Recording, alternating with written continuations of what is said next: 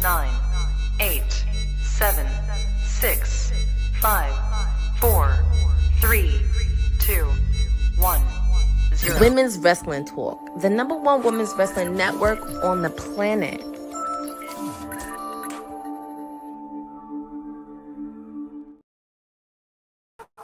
It is Wednesday, and you know what that means?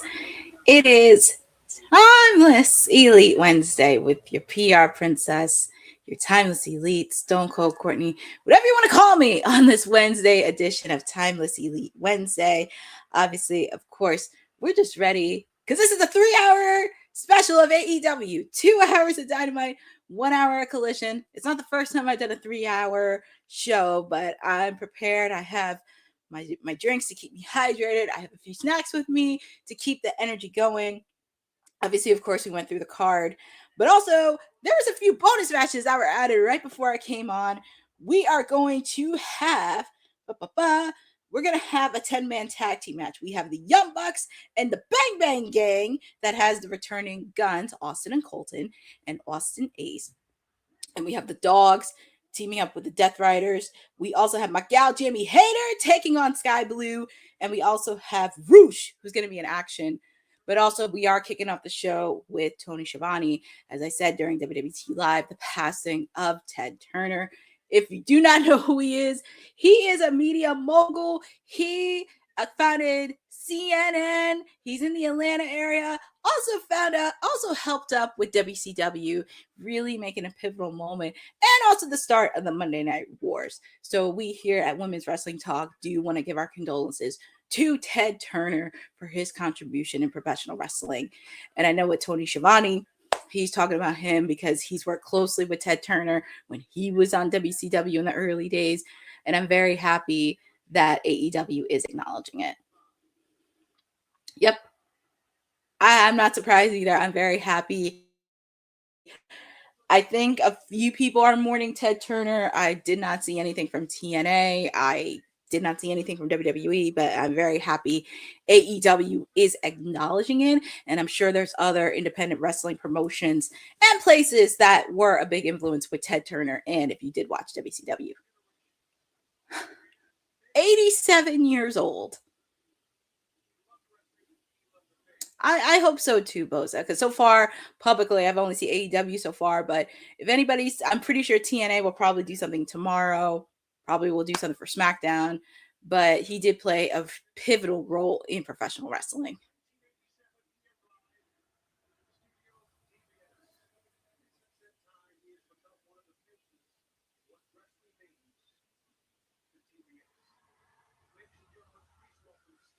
Oh, it is Sting! It's always nice to see Sting, and he played a pivotal role in WCW. Happy he is going to say a few words about Ted Turner. And who knows, we may see him backstage later on during the show. He hyping up his good friend Darby Allin, but always nice to see Sting. He played a huge role in WCW. Exactly. There are many people you have not seen. Sting, Chris Jericho, the entire Cruiserweight and Lucha Libre division with Eddie Guerrero, Rey Mysterio, Juventud, Booker T. So many people.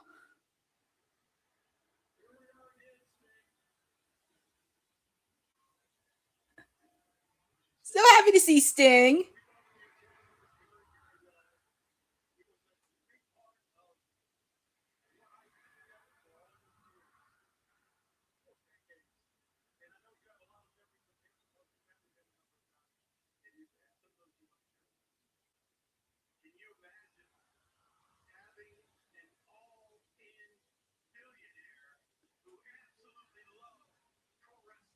Yeah, I that is really cool. I mean, like him or hate him, you got to respect Ted Turner.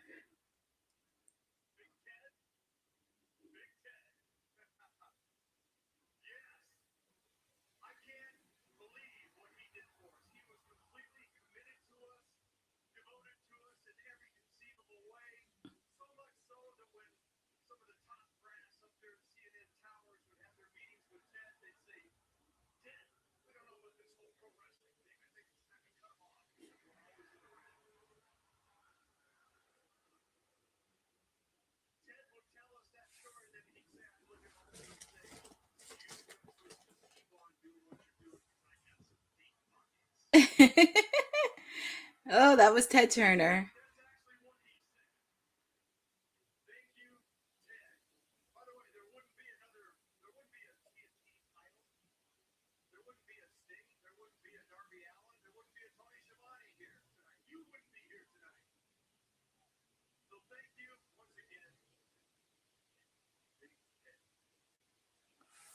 Powerful words from the icon Sting.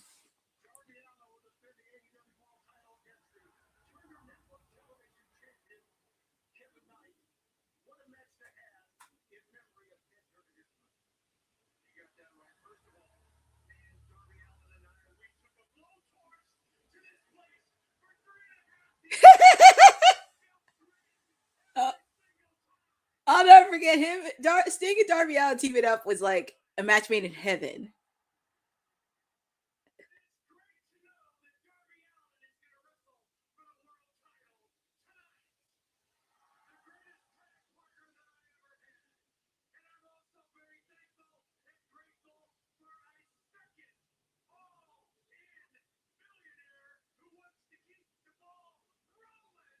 He said, all in billionaire.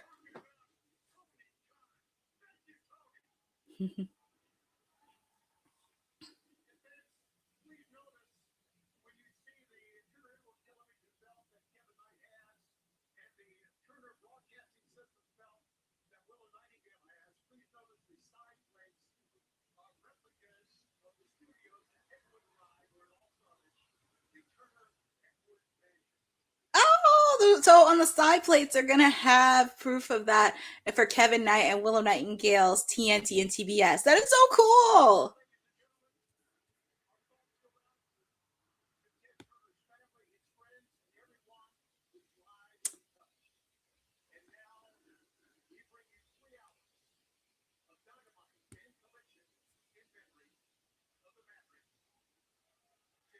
Call him the Maverick. Yeah, that was a nice solid tribute. I did love that. And they're doing a 10 bell salute, so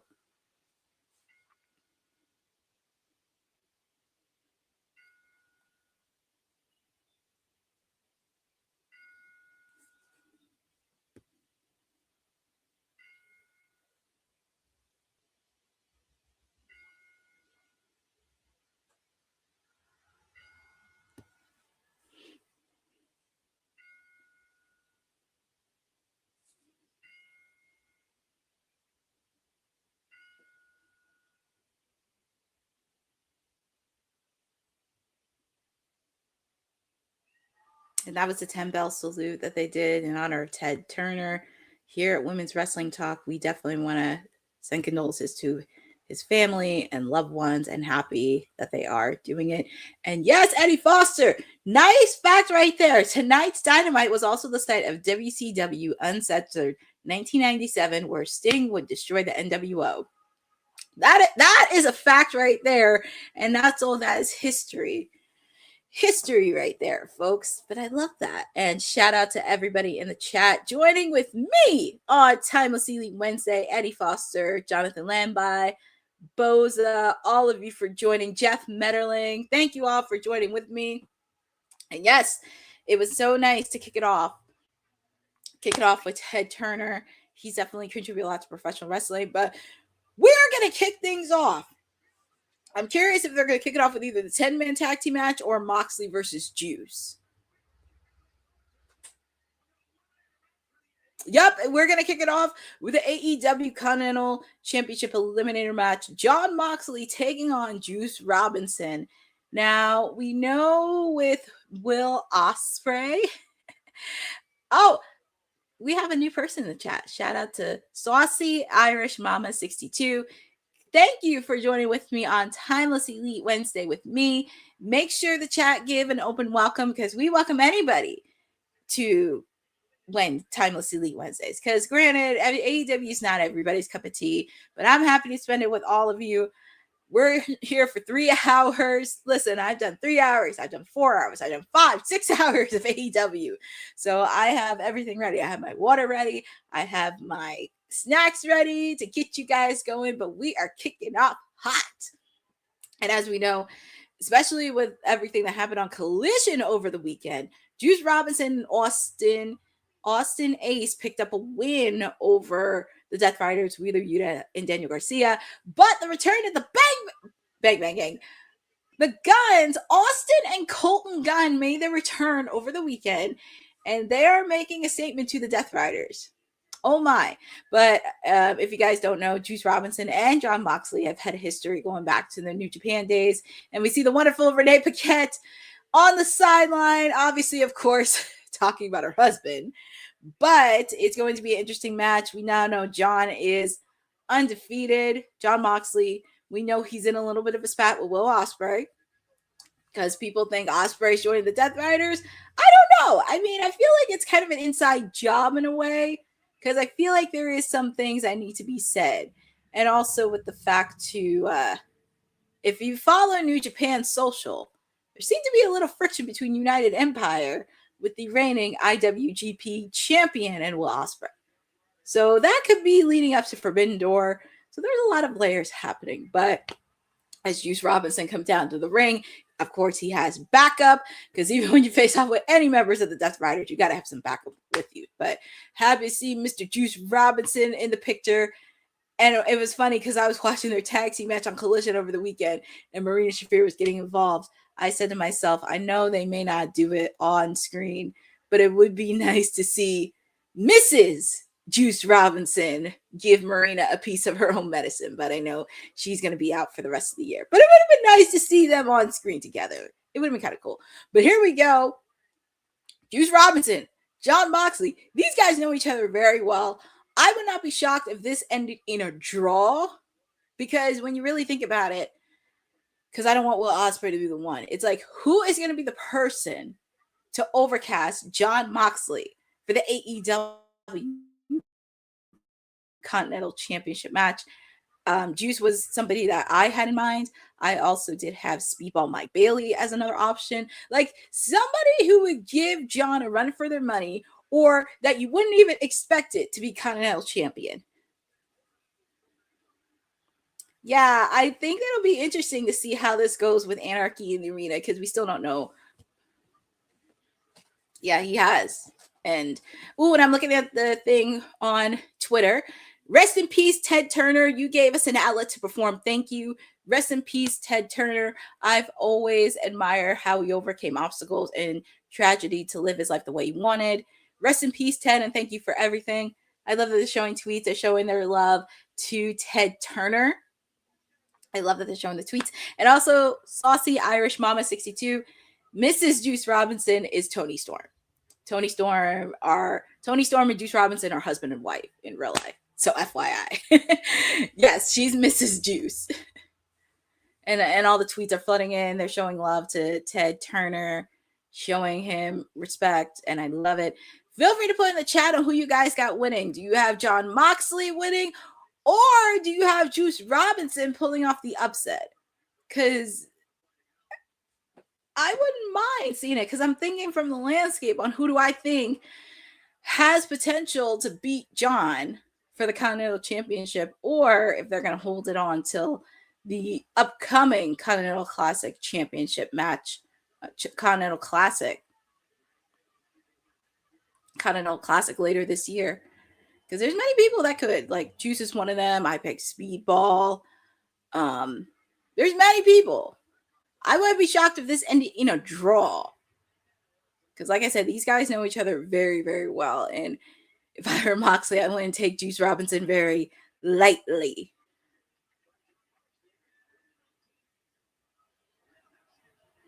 Oof. And also, Juice Robinson was supposed to compete in the Continental Classic last year, but apparently he got injured. And of course, Jon Moxley is going for the finger. I guess it didn't take long for Jon Moxley to get bloodied, but Jon is going for the fingers, obviously trying to bend those fingers, and I know that has to hurt. If it ends in the jaw, yeah, he gets a shot. I mean, but it's also interesting, like I said, because Will Ospreay is in the middle of it. Will Ospreay is in the middle of this. It's very interesting to watch, because I wouldn't be shocked with Will Ospreay if this was an inside job. Like, if he was trying to get into the mind of Jon Moxley. Because one of my bold predictions I have, Jon Moxley is going to be kicked out by the Death Riders by the end of this year. But look at Juice Robinson showing some offense, throwing Jon Moxley on the announcer's table. It's Juice Robinson. Okay, but to be fair, I still think of her as Mrs. Juice Robinson. I mean, yes, Toni Storm, yes, but she's Mrs. Juice Robinson. And as a person that represents and advocates for Toni Storm, I give an exception. She'll be called Mrs. Juice Robinson. But we do have this in action. We got double Jeopardy happening. My main squeeze, Orange Cassidy, taking on Dax Harwood from FTR. If Dax wins, FTR and Tommaso Ciampa get an opportunity for the AEW Trios Championship. Oh my goodness. Juice is really biting the ear. I guess he's biting the face of Jon Moxley, which is no surprise there. Nice crossbody off the top rope. Pretty much getting him on his head. But as I mentioned, there's double Jeopardy. Dax from FTR taking on Orange Cassidy. But if Orange Cassidy wins, him and anybody from the conglomeration get an opportunity for the WWE AEW tag team titles, which is crazy right before FTR faces off against Edge and Christian. It's going to be interesting. We're also going to have Hikaru, Shida, and Kris Statlander taking on Mina, Shirakawa, and Harley Cameron. Obviously, of course, we're going to have Darby Allin taking on Kevin Knight for the AEW World Heavyweight Championship. And as I mentioned, we did have some bonus matches right before I came on today. We're going to see Roosh. He's been on a hot streak, and he's another contender that could go for the AEW Continental Championship match. We're also going to have, because I just saw this pop up, we are going to have a 10-man tag team match. We are going to have the Young Bucks teaming up, because I just saw this on socials pop up on AEW. They are going to team up with they're going to team up with the Bang Bang Gangs, Austin and Colton Gunn and Austin Ace taking on the Dogs and the Death Riders, Daniel Garcia, Claudio Castagnoli, and Wheeler Yuta. We're also going to have Speedball Mike Bailey take on AR Fox. That's going to be a banger of a match. My gal, Jamie Hayter, taking on Sky Blue. We're also going to have the AEW International Championship, Kazuchika Okada taking on Brian Keith. An opportunity right before Okada has to defend it against Takeshita. And we're also going to hear from Chris Jericho after what happened last week, because the man are just beating up my guy Chris Jericho, and I think they're going to have another thing coming. But those are everything on the matches so far. Very happy to see everything going on. But yeah, that's all the cards that we have. I know, right? It's like nice to see Brian Keith on television. It's just so nice to see him back on television. But if you're watching with me, we're kicking off with the AEW Continental Championship Eliminator match. We have Juice Robinson take on Jon Moxley. One-on-one. I know everybody said Jon Moxley, but I wouldn't mind seeing Juice Robinson get a win. But I would not be shocked if this ended in a draw. And we're back live with AEW Dynamite. We have a AEW Continental Championship Eliminator match. A lot of stuff happening for Dynamite. But I'm also looking on socials too, because I just saw AEW post on for Ted Turner. Yeah. But there have been good matches so far. Like Jon Moxley faced off against Josh Alexander, Mark Davis, Shelton Benjamin, Anthony Bowens, Will Ospreay is another one.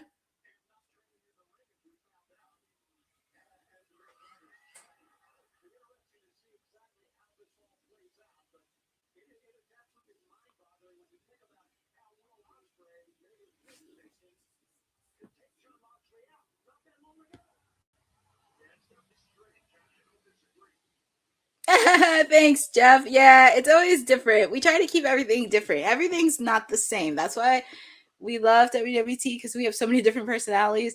Not every watch along is the same. That's what I love.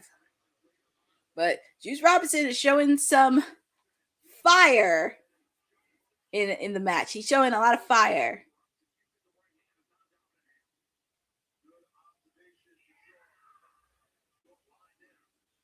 Ladies and gentlemen.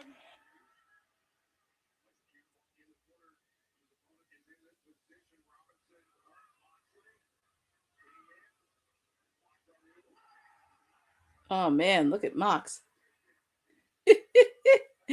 Mox can't even go through a day without bleeding.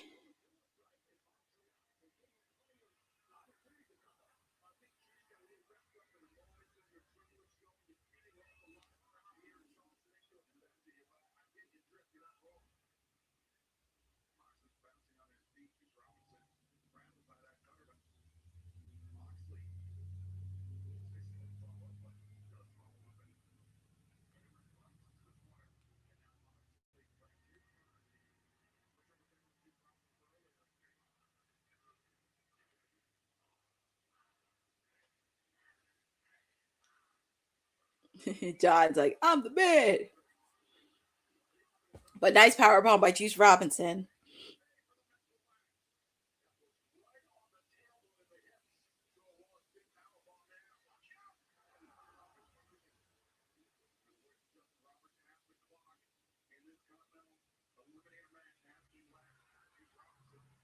I'm happy Juice is getting an opportunity.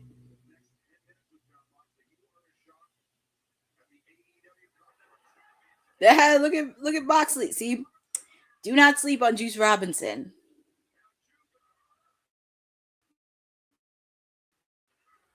Quick kick out by Mox.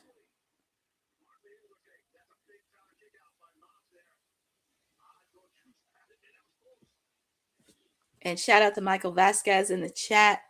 And that's awesome, Jeff Maryland. You've seen him for 1 year. Well, Saucy Irish Mama 62. Ted Turner was only 87 years old. 87. I know people don't think that's old, but 87 years old. He lived a life. He lived a very interesting and impactful life. And wish him nothing but the best.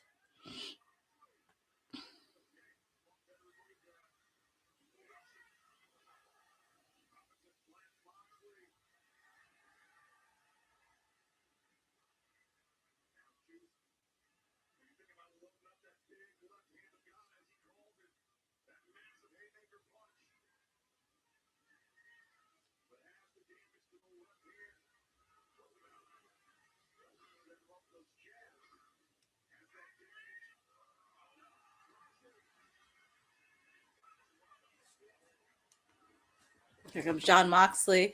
Nice punch by Juice Robinson.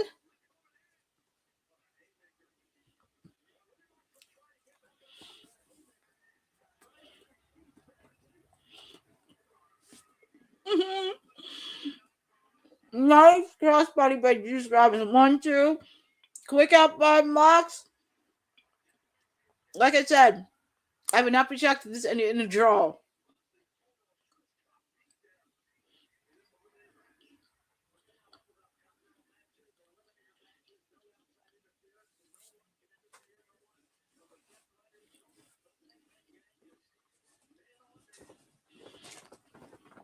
Yeah, look at this.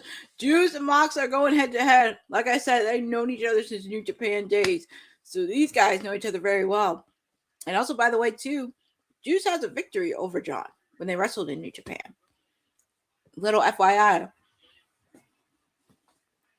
But it's like a headbutt affair. First it's Juice, then it's Mox. It's like a headbutt affair. And now it's punches.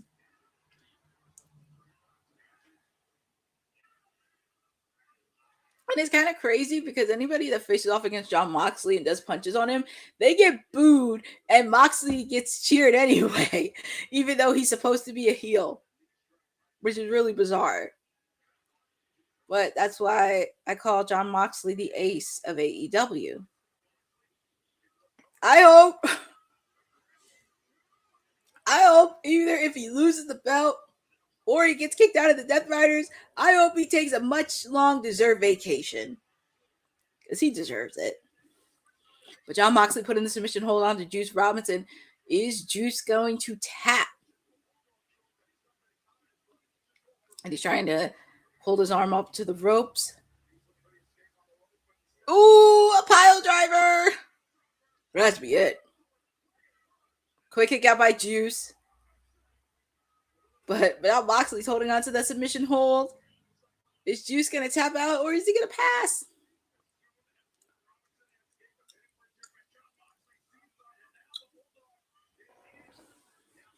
What's he doing? Jon Moxley's trying to make sure Juice doesn't gasp for air.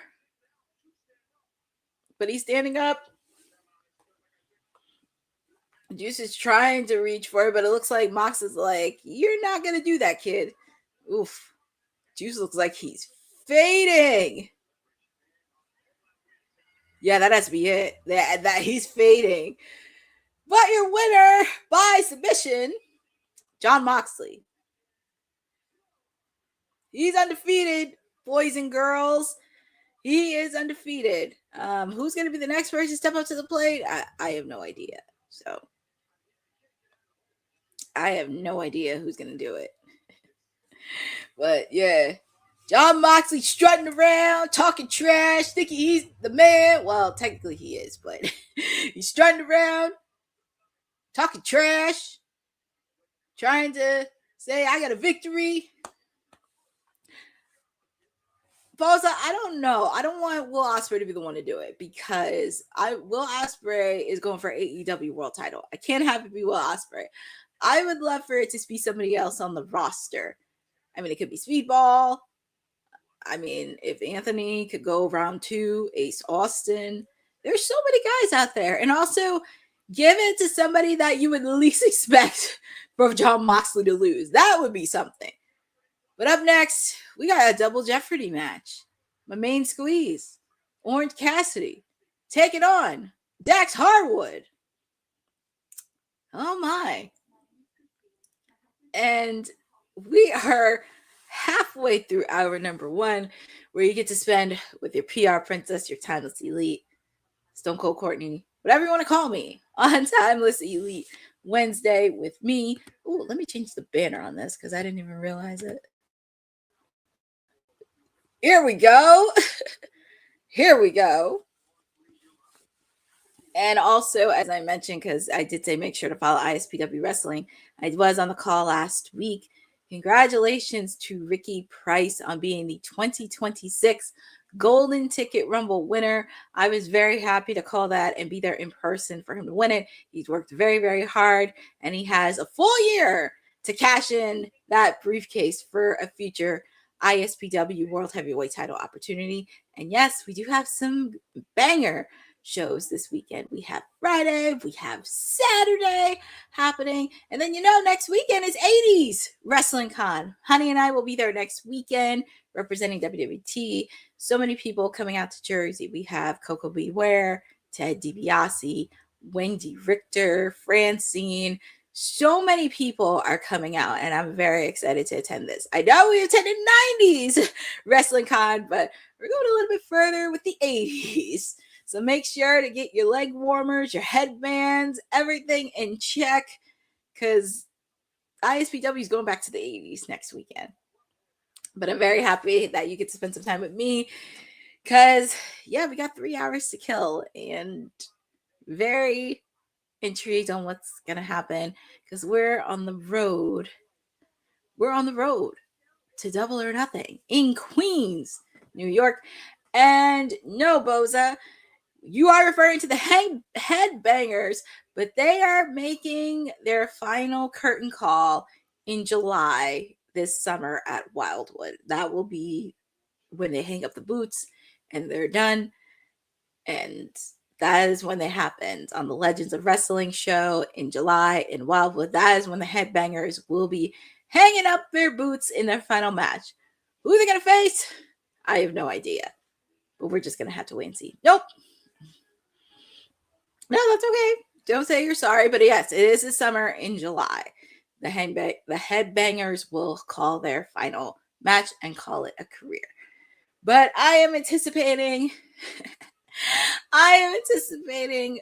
some of my people, because I get to see some of my people tonight on AEW. Obviously, I got my main squeeze Orange Cassidy. I got Jamie Hayter on the card. Who knows what other people I know? Who knows?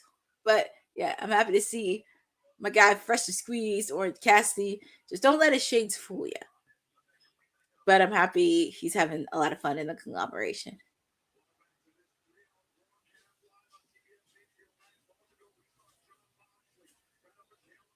Okay, so Excalibur's going over the match.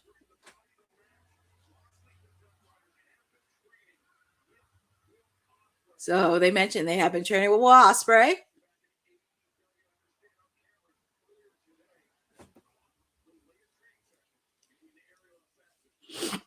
So they're showing earlier today that Will Ospreay has been training with the Death Riders.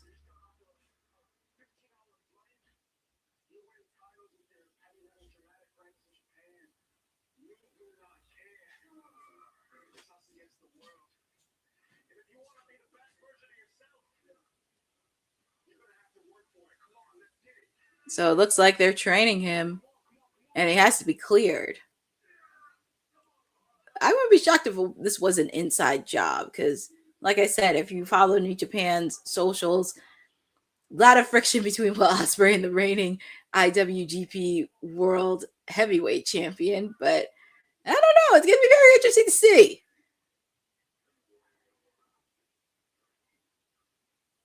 But Will Ospreay's Will Ospreay's been in this battle before.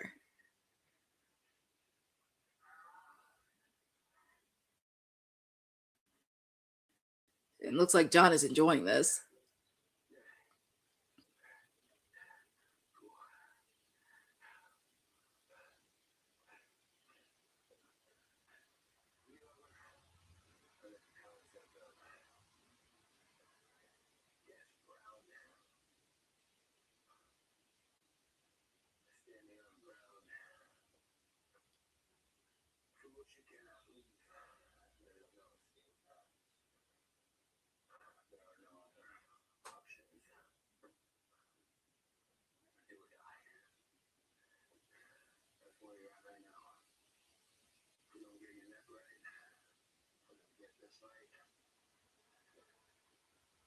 Looks like he's playing mind games because he's using the neck injury, and with the fact too, Will Ospreay is not 100% after that neck surgery.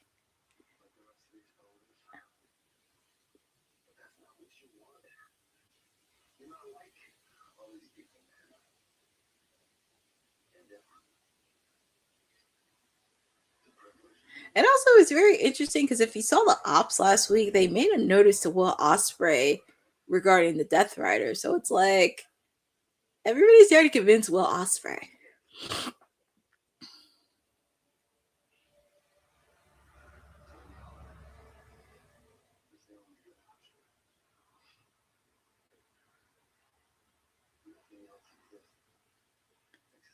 But I still believe Will Ospreay will be AEW World Champion. I mean, I don't want him to be Continental Champion. I want him to be AEW World Heavyweight Champion.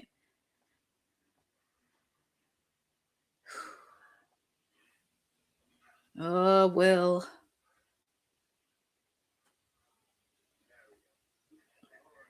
I guess some of the footage they have, they're not going to show it. But yeah, that's really interesting.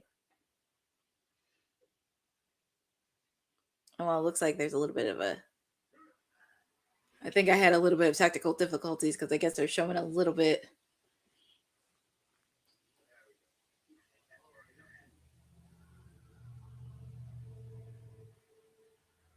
Hold on, because I always have this happen many times. Let me see. On my TV. Okay, here we go. All right, here we go. Oh, yeah, that little... oh, boy. That little weasel. Stokely. We have Trent Beretta and Rocky Romero. What is Stokely wearing? Is he trying to mimic my guy, Orange Cassidy? How dare you? You can't pull off the shades and the... Are they really having shirts with Orange Cassidy? Oh my God. Well, here comes the original OC with Kyle O'Reilly and Roddy, and they all got backpacks. They all got matching backpacks, and I love it. I love it, love it, love it. And all the fans love Orange Cassidy. How can you not hate him? And it's nice to see him and Roddy on the same page, even though Roddy called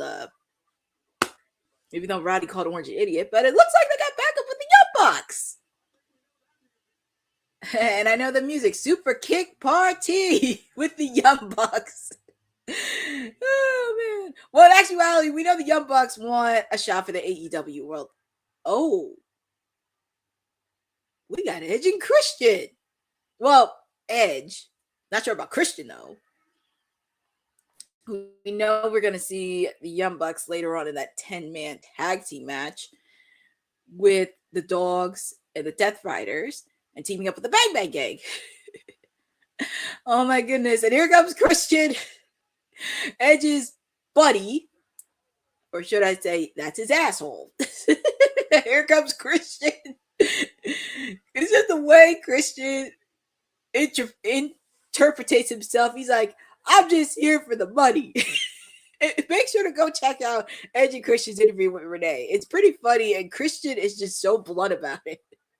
But my guy OC is leading the charge. And look at all the fans. I love him. I would love to see him back in the AEW World title picture soon, but I know he is leading with the Trios belt. He's giving Roddy his backpack. You can imagine there's going to be a lot of chaos outside the ring. So this is double Jeopardy. If Dax wins, FTR and Tommaso Ciampa get an opportunity for the AEW Trios belt. If Orange wins, him and any member of the conglomeration get an opportunity for the AEW World Tag Team titles. So there's a lot at stake. But that's my guy taking off his shades. How can you not like? I mean, look, I know people have mixed feelings when it comes to Orange Cassidy, but how can you not like that man? And they're showing on the TV a 10-man tag team match. The Bang Bang Gangs, Austin Ace, and the Guns teaming up with the Young Bucks to take on the Dog and the Death Riders, which I would not be shocked if that segue next. But feel free to put in the chat on who you guys winning this match. Do you have Orange Cassidy winning, or do you have Dax winning? If I were Dax, I would not sleep on Orange Cassidy. And that Weasel Stokely, how dare you? How dare you dress up as my guy, Orange Cassidy? And that was mediocrity right there. Hold up, where's the clip at for Stokely? Because I need to find it. Hold on, let me see. Because I know it's in here somewhere.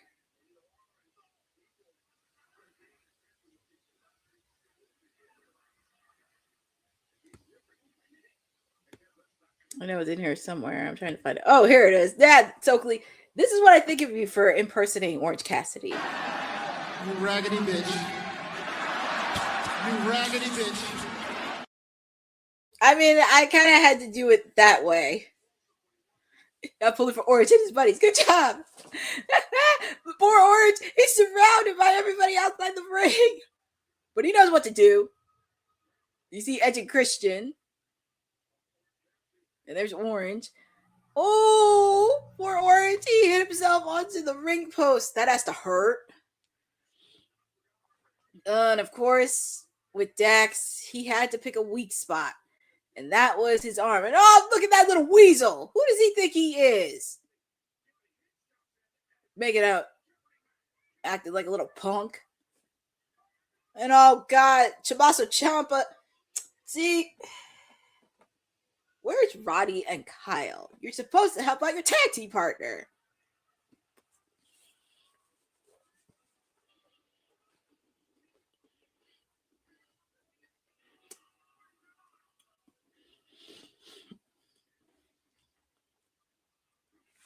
But we are in picture right now, but I'm still seeing the match live. Crazy. Crazy. But we're almost through of hour number 1 of a 3-hour edition of AEW Dynamite and Collision. Friendly reminder, this Saturday on TBS, it will be Fairway to Hell for AEW. It'll be a 1-hour special. We know Jack Perry will be defending the AEW National Championship against Mark Davis.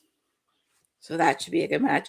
I actually do like Jack Perry when he has these vignettes of these national tours, like a national tour he's doing since he's AEW National Champion. I actually do like the vignettes, and then he travels and goes through opponents, which actually makes a lot of sense with the fact Luchasaurus is still hurt, so he gets to drive the Jurassic Express, and I do like that. I do like that idea for Jack Perry since he's AEW National Champion.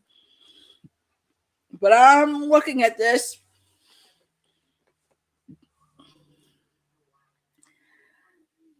Those, and I can't believe I'm going to say it, that jerk MJF. Those schmucks are surrounding Orange Cassidy. Those little schmucks. But Orange is a fighter. I'm not really worried about it. He's a fighter. I'm just worried about those schmucks outside the ring. Quick kick out by Dax.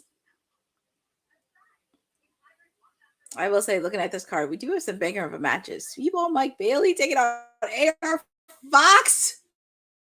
Woo! I'm excited for that match. AR Fox has really been a treat.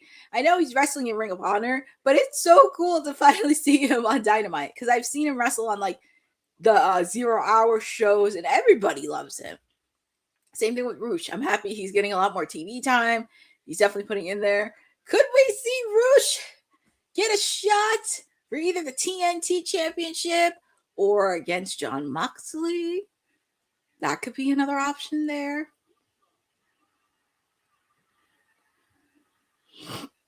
Yeah, it's nice because next weekend is Supercard of Honor. Ring of Honor, Supercard of Honor. We know Bandito is going to be challenging Blake Christian, is going to take on Blake Christian for the Ring of Honor Championship match. And we are back live with AEW Dynamite because we're still in the 2-hour Dynamite hour. My main squeeze, Orange Cassidy taking on Dax Harwood in a double Jeopardy match. If Dax wins against Orange Cassidy, FTR and Tommaso Ciampa get an opportunity for the Trios Championship. But if Orange Cassidy wins, him and any member of the conglomeration get a future opportunity for the AEW tag team titles. But of course, you see a lot of chaos that's happening outside the ring because Orange Cassidy, obviously, of course, he has Kyle O'Reilly and Roderick Strong of the conglomeration, but he also has the Young Bucks and Edge and Christian.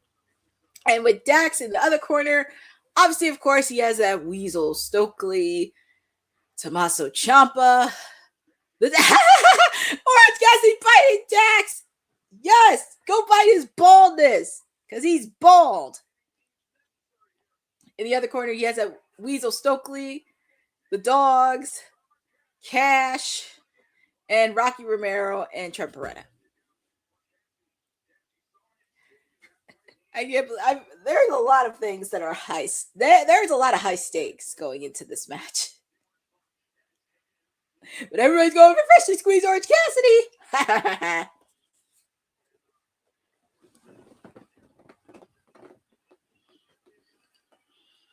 He's gonna fly.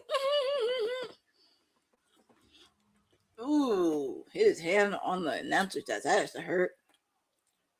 Splatter his face on the announcer table. What? Could somebody please get that Weasel out of there? Who does he think he is? And he is such a mediocre version of Orange Cassidy. Only Orange Cassidy could pull off his outfit.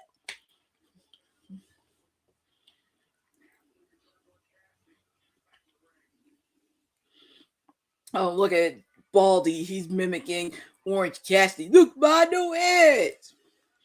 mimicking his pockets. See, this is why you should not make him upset. And he's already getting mad.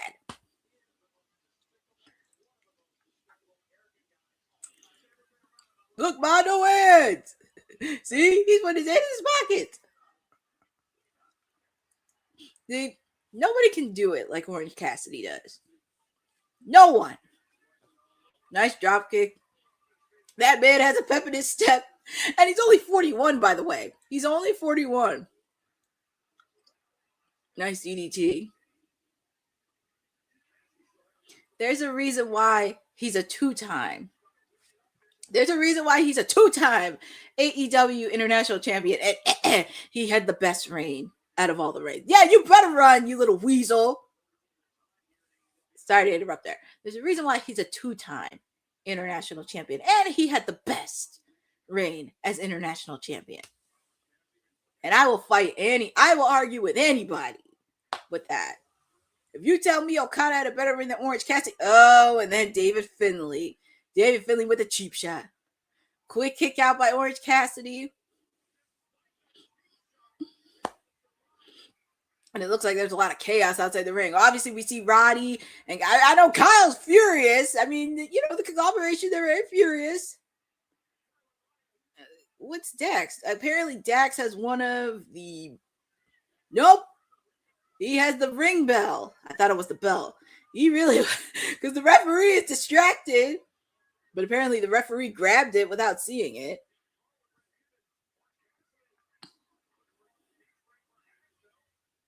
Oh, nice kick to the face.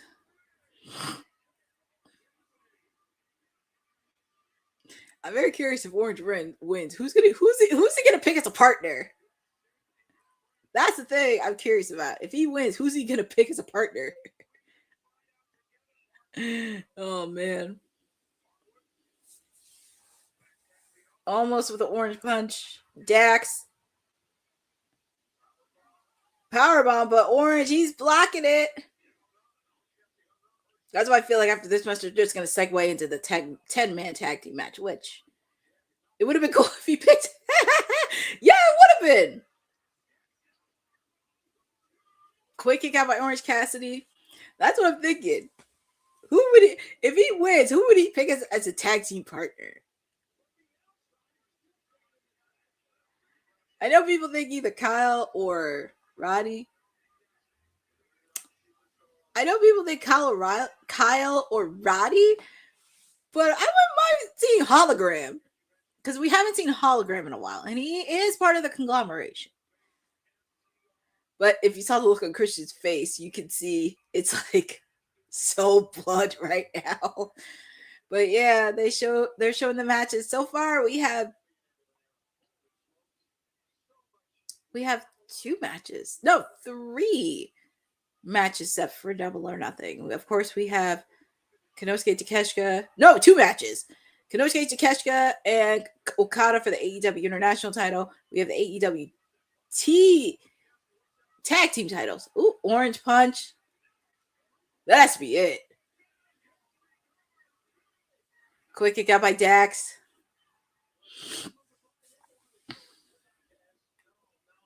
This is actually a really good match. I'm not going to lie. You start off hot with Mox and Juice Robinson, and this is like our second match of the night. Oh, man. And look at Dax. He's trying to target that arm, that Orange Cassidy, that's been bothering Orange Cassidy. He's still bald.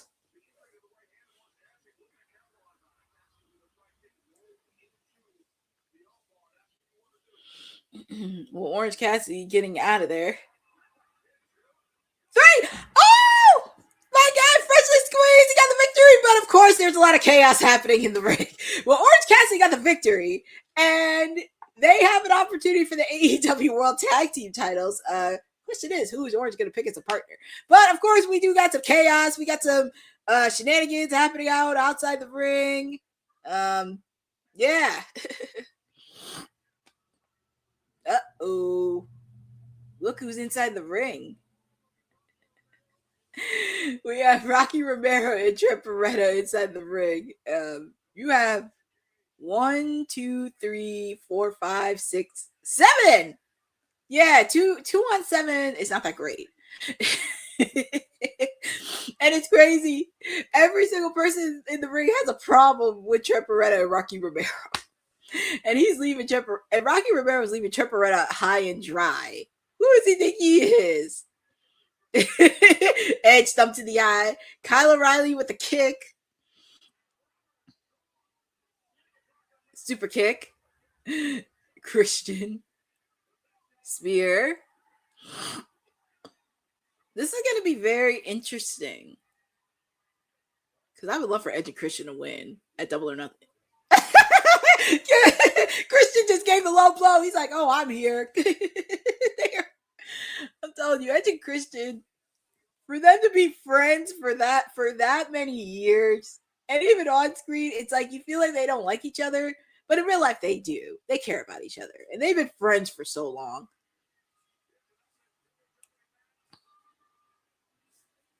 Yeah, that's a question. When are they going to get their shots? Because we know FTR is going to be facing off against Edge and Christian.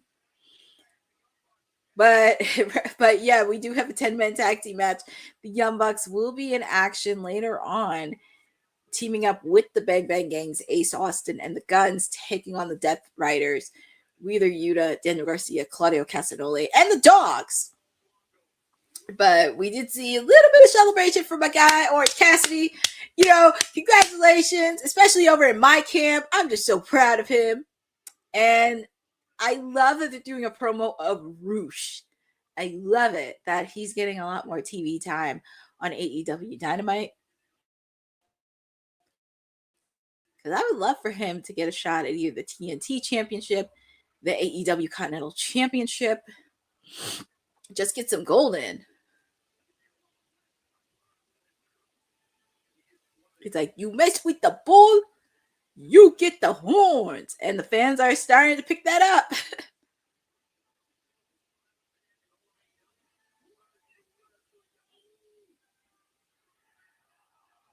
I love it. I love that it's starting to pick up a little bit. And I love the vignette that they did for Roosh. I love it when they do it with any superstar of AEW.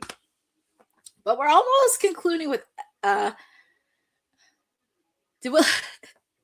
Jeff Metterling.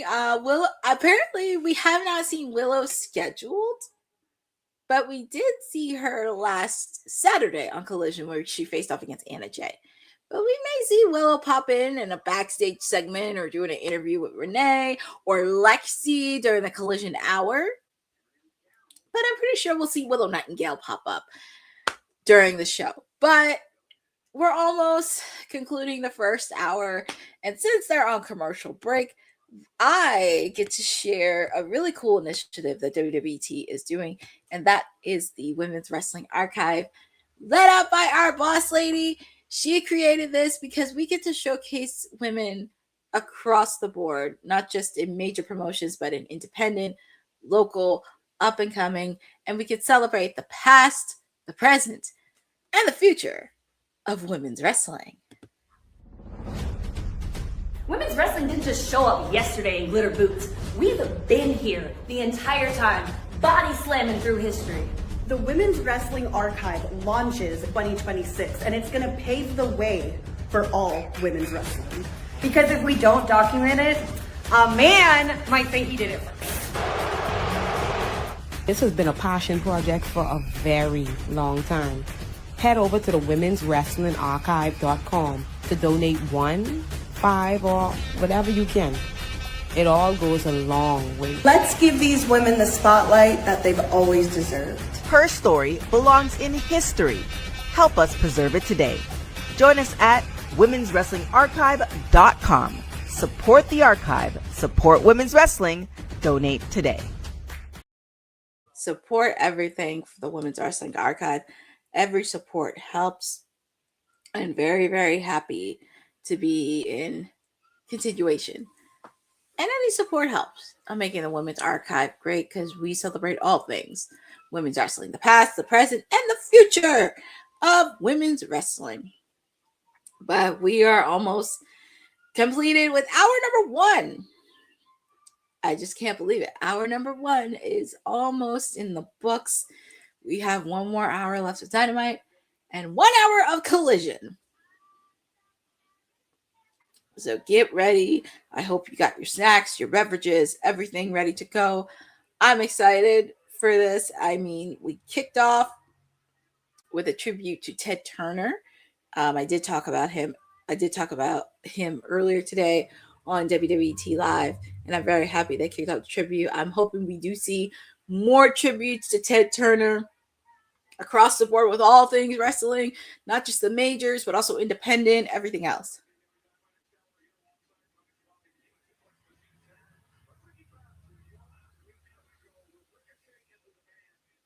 And they're showing what happened last week where Baldy, Ricochet, and the Man attacked Chris Jericho, and they have a rude awakening because Chris Jericho is doing an interview with Renee Paquette.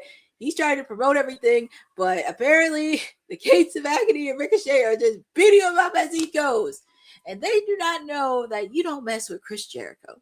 And I would not be shocked if he brought one of his alter egos, the Painmaker, to play. But we are going to hear from Chris Jericho during the show.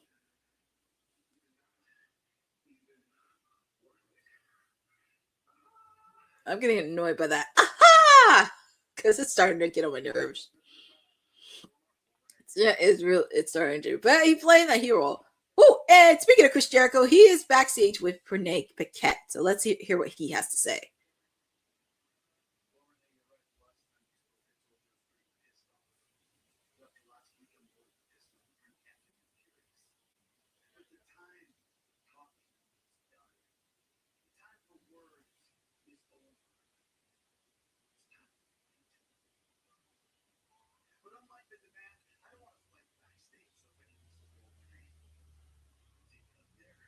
Wait, he's going to the ring? He's really going to the ring? Well, I mean, Chris Jericho, he's taking it to the ring.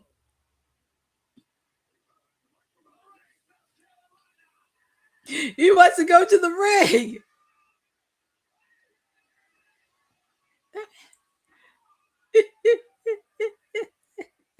He really wants to do with the arena. What's he going to do? I guess he wants to fight in the ring, I guess.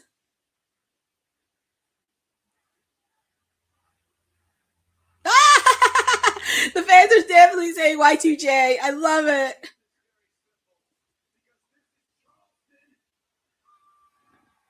I love it.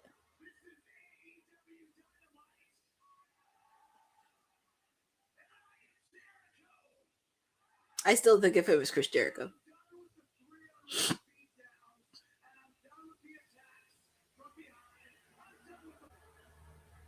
Yeah, you can tell he's very pissed off when he goes unfiltered. You can tell he's very, very angry.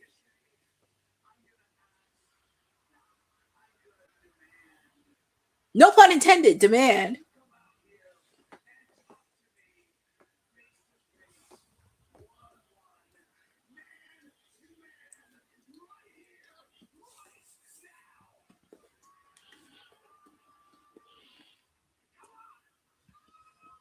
Oh, boy.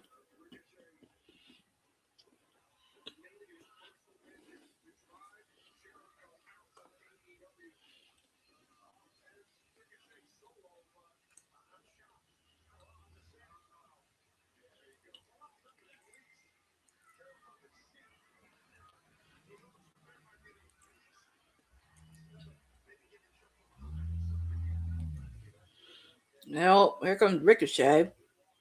And of course, he's wearing an Eagles hat. Oh, boy.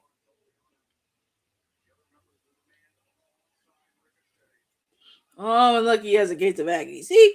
He can't do it alone. Oh, boy.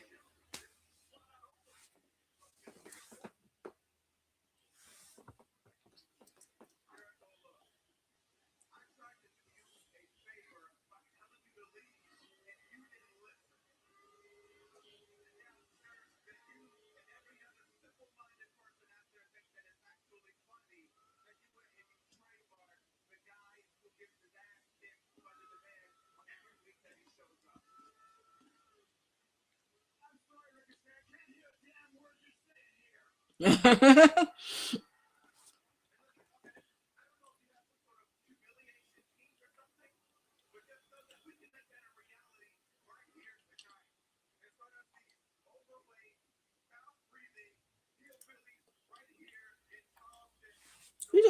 going hillbillies in South Carolina.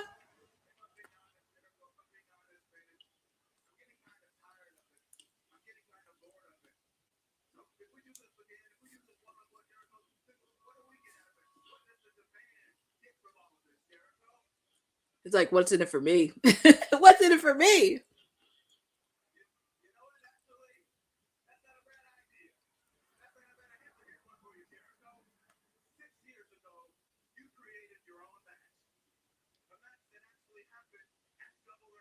Six years ago, what match did you create?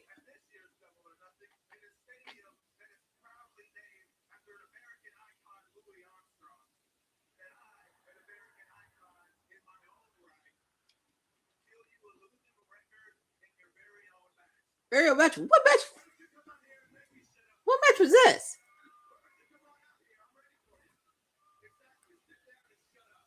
Oh, wait a minute. I think I know what this is because he challenged Orange Cassidy to it. Oh, boy. Yep. Yep. I remember that. Well, I watched it AEW 2022, but I was familiar with.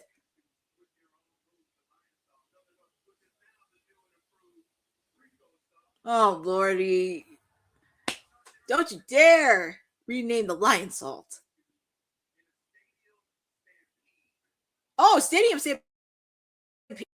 Oh, yeah, Stadium Stampede.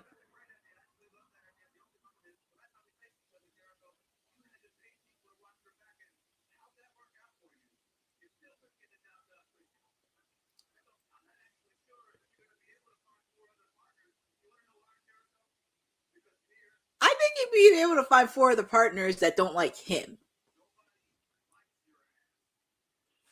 I'm not going to say they don't like him. I'm just going to say they don't like Ricochet.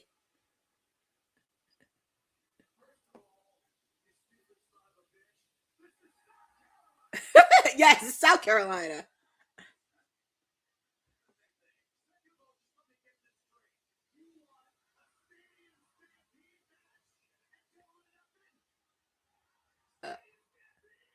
Stadium Stampede? Oh, Stadium Stampede in the Big Apple in New York?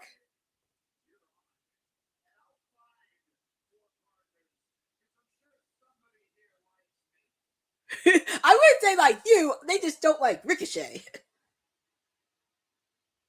Who's he going to get?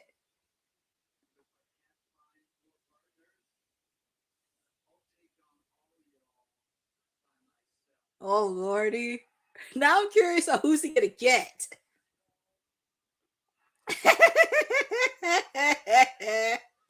That's Jericho. See, he needs to bring his bat with him. He needs to have his bat. Jericho taking off. Throwing both the members of the Gates of Agony out. A Stadium Stampede. Boza, I think we are going to get Anarchy.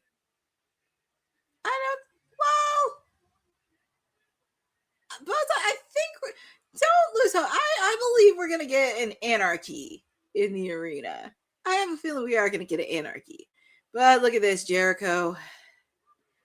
So it looks like it's going to be a Stadium Stampede match. Oh, look at the Hurt Syndicate. Well, we know the Hurt Syndicate still has issues with the Demand. And I'm very curious, because this is 4-on-4. Who are the Demand going to get as the number 4 partner? And who is Jericho going to get as the number 4? Because I know it's not going to be MVP. But who Jericho wearing that Eagles hat. What's wrong with him? Oh God, it's hurt. Well, they need a 4th partner. They need number 4. So who are they gonna get? Because I know it's not MVP. But it's kind of crazy because they were all in WWE together. It's kind of crazy, and they do have respect for one another. Oh, and we have Renee talking with Mina Shirakawa and Harley Cameron before their match tonight.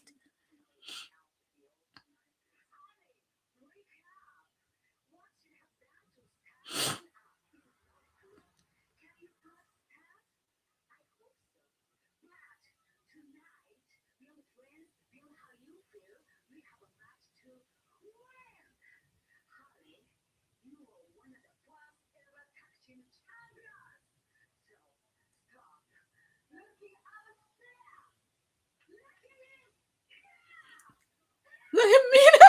She's ripping off her shirt. She was in the moment. Mina was in the moment.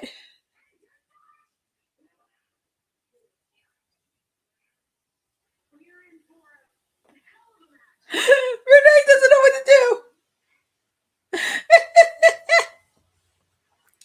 Mina was in the moment, folks. Renee doesn't even know what to say.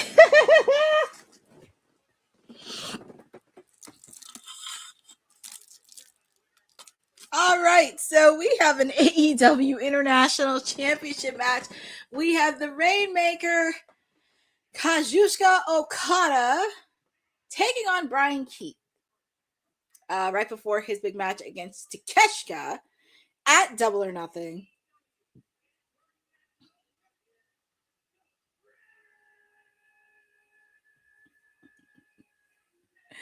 I'm pretty sure Takeshita will be watching very closely.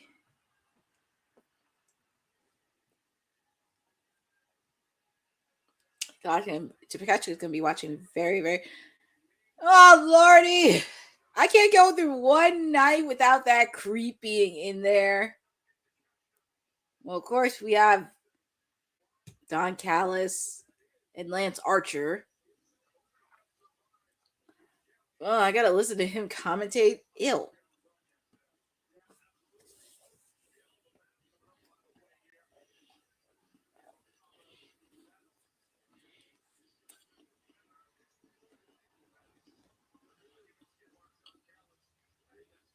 Yes, Jeff Mendeling. Okada is a tough wrestler, but I wouldn't trust him one bit because he can be very sneaky.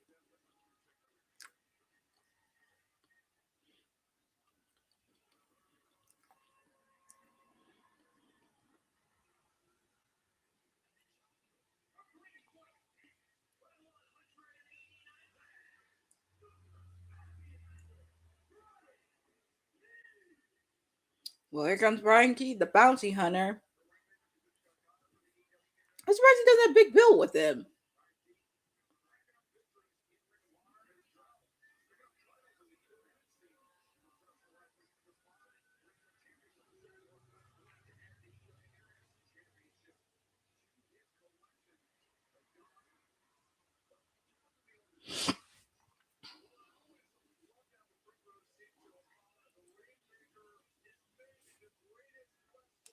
Yeah, I'm surprised. Yeah, I'm surprised Big Bill isn't accompanying Brian Keith. Wow. It's interesting. I think we have another match for Double or Nothing. A Stadium Stampede match. So it's going to be 4-on-4. I'm very curious who the Demand are going to pick as partner number 4. Because it's a 4-on-4. And I'm very curious who's going to team up with the Hurt Syndicate and Chris Jericho. Who's going to be partner number 4? I'm very curious. But here we go. We have an AEW International Championship match. Kazuchika Okada taking on Brian Keith. And we are in hour number 2. Hour number 2 of our 3-hour edition of AEW Dynamite and AEW Collision, because you're hanging with me. Yep, they each need one more partner. I don't know who's it going to be, but we shall see.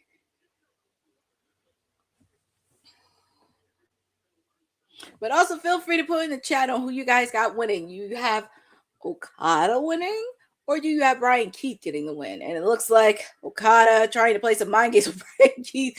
And I don't think Brian Keith is having it. And I do see he has a new haircut. He has a new hairstyle.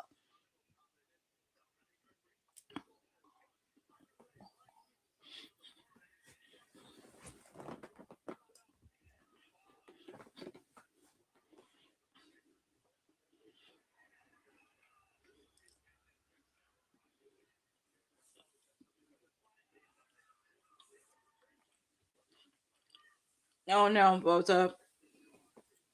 They're not going to change this match, only with the fact Okada and Takeshita has been teasing for almost a year. But a friendly reminder, Fairway to Hell is this Saturday in West Beach Bum, Florida. It'll be 1 hour, 8 p.m. Eastern Time. It'll be airing on TBS. Not TNT, TBS. So make sure to set up your reminders, your calendars, your DVRs, whatever. So at least you can catch some of the action for 1 hour. So far, we only know one match, Jack Perry versus Mark Davis for the AEW National Championship. I'm sure probably we'll get another match in after this broadcast is over tonight or right before the weekend.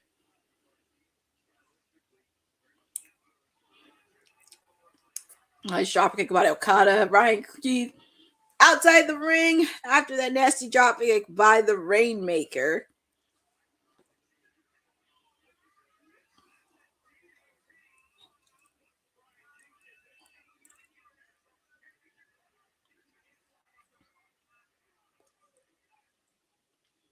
All right, so we're in picture, but the match is still going on live with AEW Dynamite. Oh yeah, they're showing this new show on TBS.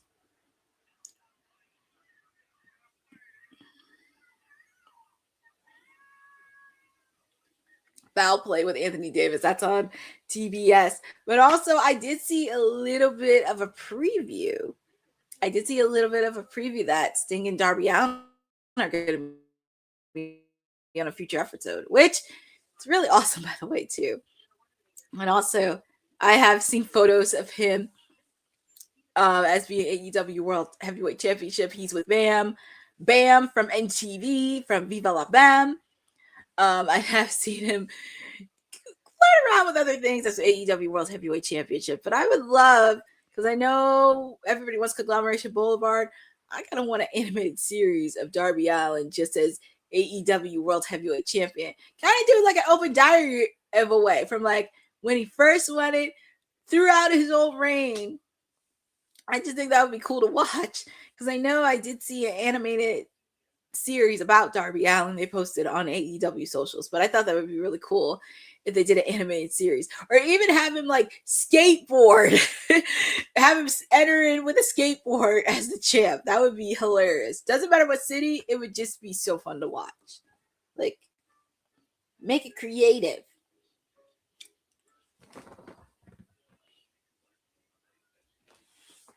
Make it creative.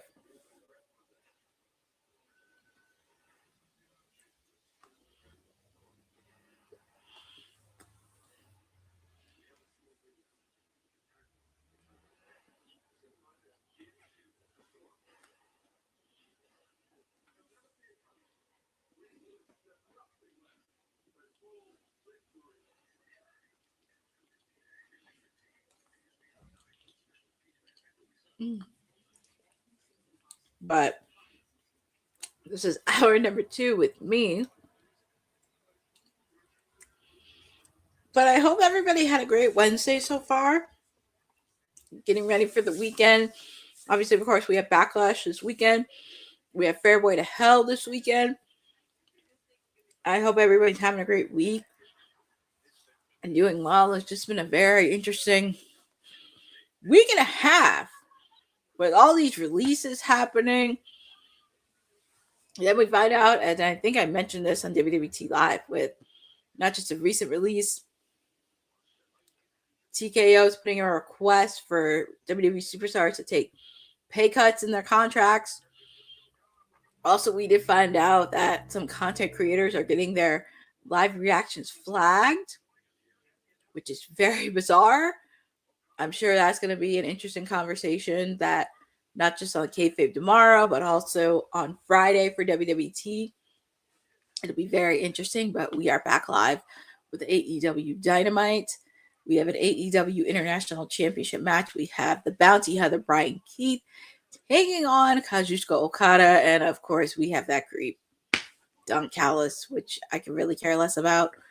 And he has Lance Archer.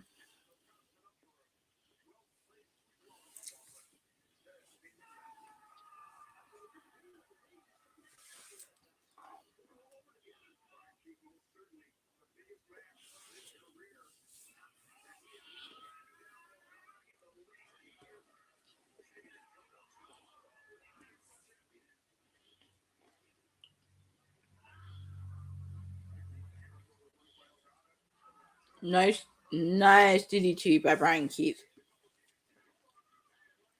Quick out by Okada.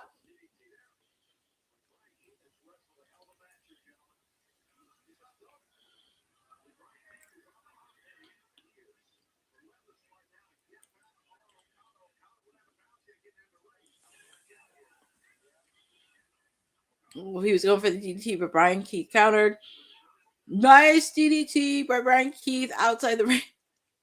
Okada looks dazed and confused. No pun intended. That was the name of a movie.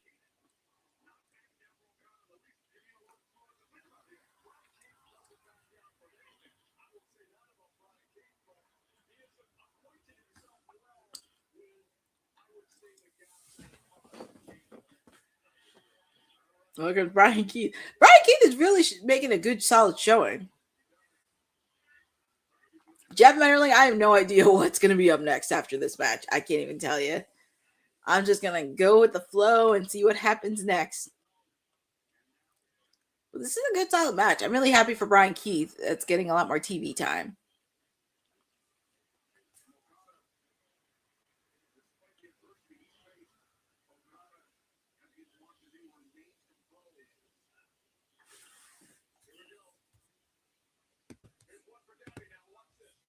Oh, Lordy.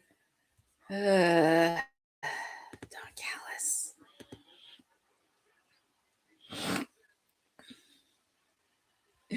Oh, and here we go. His signature finger salute. Yeah, he's giving the finger to everybody. Yay. Oh, he deserves to give the finger out to everybody.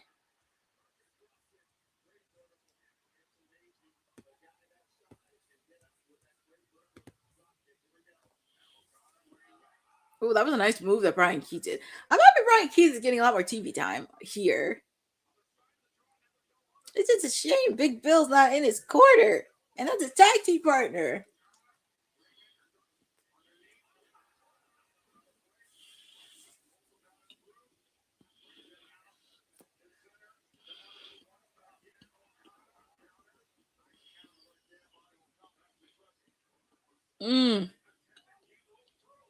What's Brian Keith? He really wants to end this. Oh my God. 1, 2. Quick kick out. That was like a close second. Dude, Brian Keith was that close after that pin. It was close to being 3.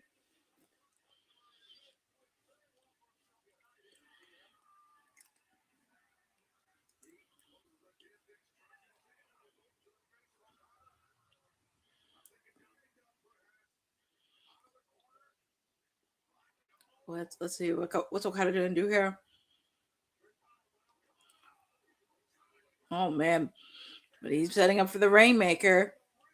Yep, that's it. Once he hits that Rainmaker, that's it. 2. Yep, your winner and still champion, Kazuchika Okada. And right now, his main focus is Konosuke Takeshita for the AEW International Championship at Double or Nothing.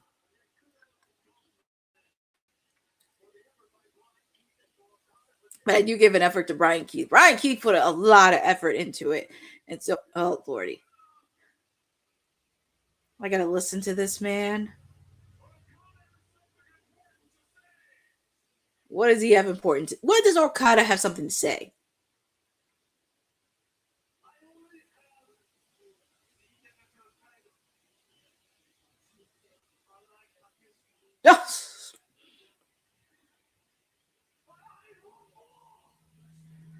He wants more. More.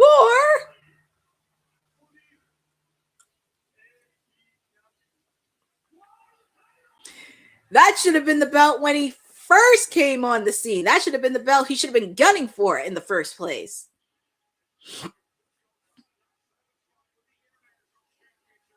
Oh boy. I mean, I know I want to happen at All In, but I would love for Takeshita to win it because Takeshita needs a lick back. Ah, boy.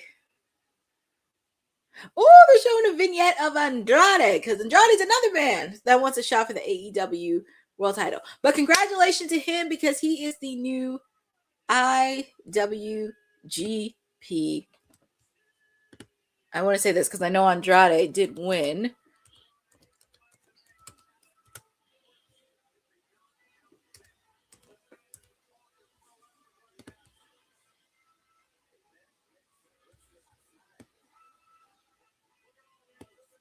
Because I know Andrade just won a belt from New Japan. He just won it.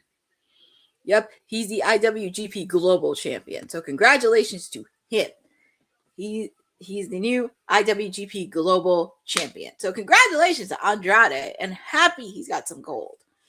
And I love that they showed a vignette of Andrade. They showed one of Rush. They showed one of Andrade. Oh, we're going to hear from the Jet. Well, Speedball has a match, but we're going to hear from the Jet.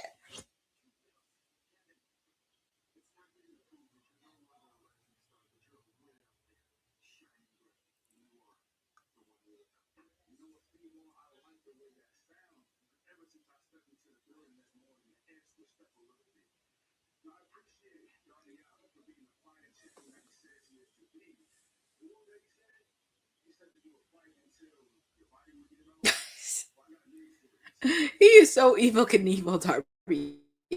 Yeah.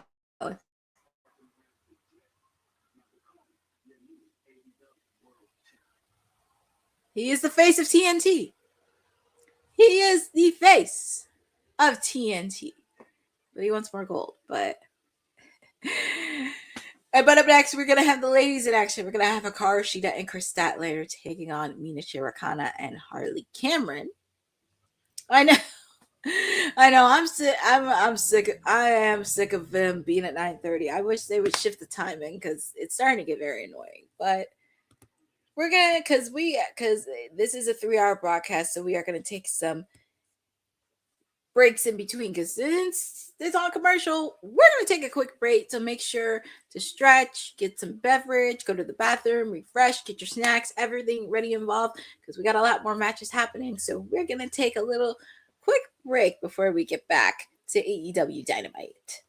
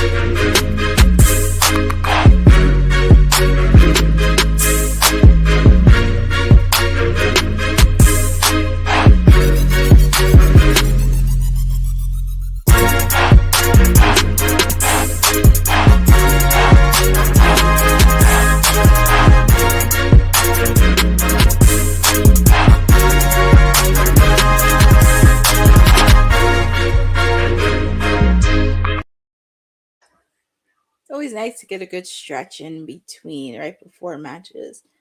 Shout out to Jordan McCluskey891 in the chat. I'm happy you're joining with me on Timeless Elite Wednesdays with me, because I'm hanging out with you. And oh, shh, this is the ops.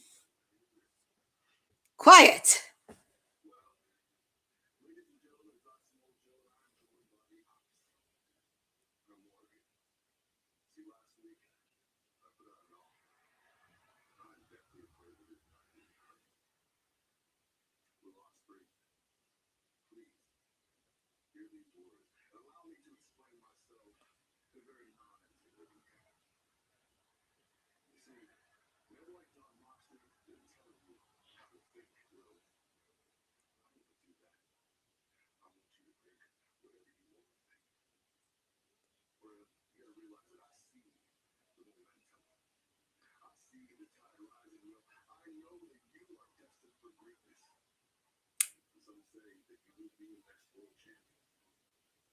He will be AEW World Champ.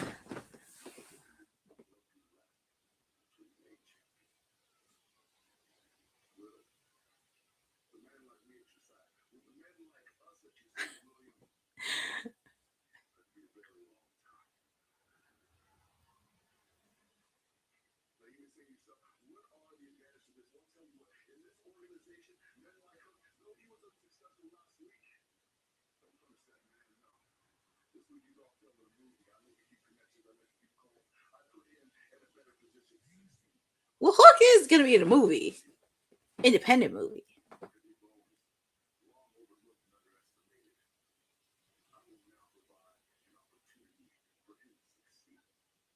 And I think it would be great for him to work with somebody like Samoa Joe.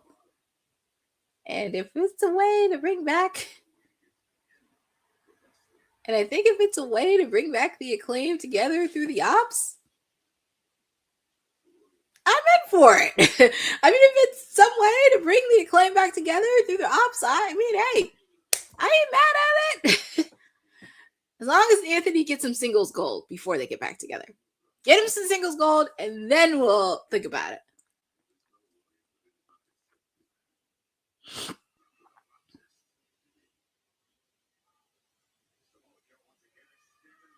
So it looks like Samoa Joe is extending the offer to Will Ospreay.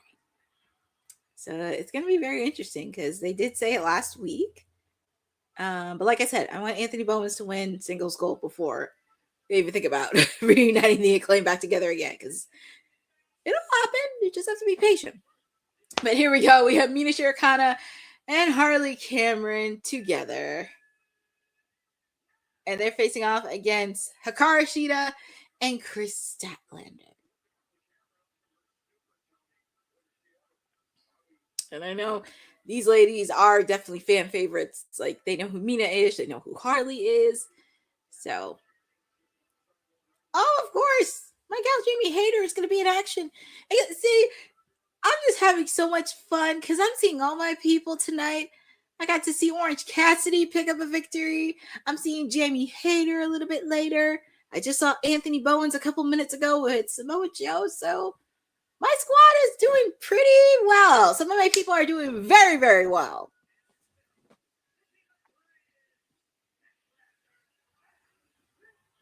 It's an unusual tag team with Hikaru Shida and Kris Statlander.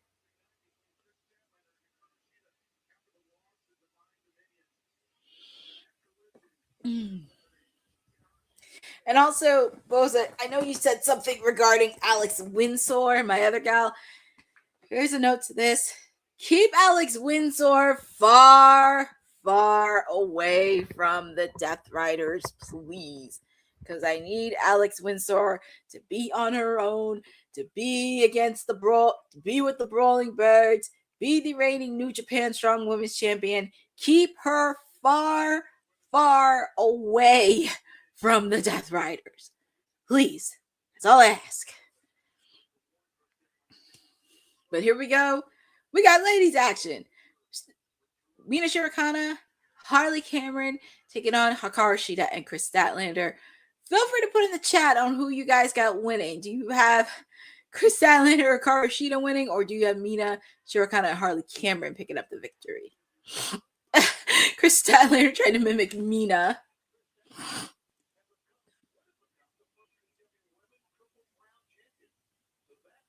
Yeah, Kris Statlander, if she would have won, she would have been a Triple Crown champion. She would have been a Triple Crown champion because she already held the TBS, the women's title, and tag team title. And it's crazy, too, because Kris Statlander for the first.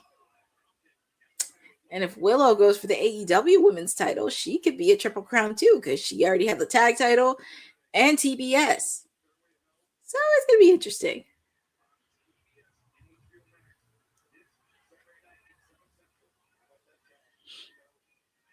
Well, tag is made to Shida. These two ladies it was a really good match between them. But it looks like Mina is tagging Harley in because Hikaru Shida said Harley Cameron's not on my level. And that's a lot of fire. Sheeta's tagging Kris. Shida is tagging Kris Statlander in.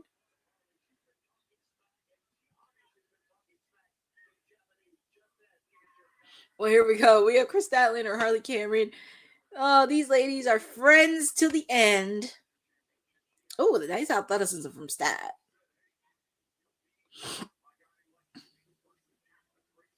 Oh, nice scissor takedown by Harley.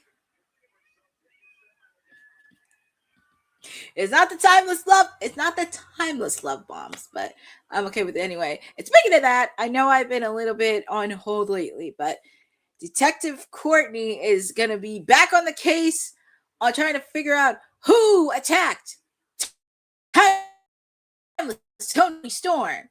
Because I didn't forget.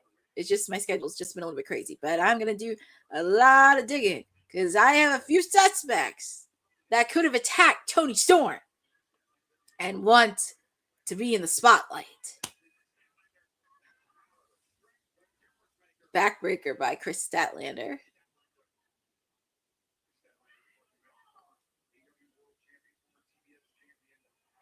Oh, that was a lethal kick.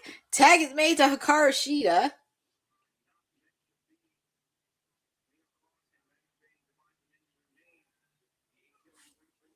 Yeah, Divine Dominion, Megan Bayne, Lena Cross are still the women's tag team champions.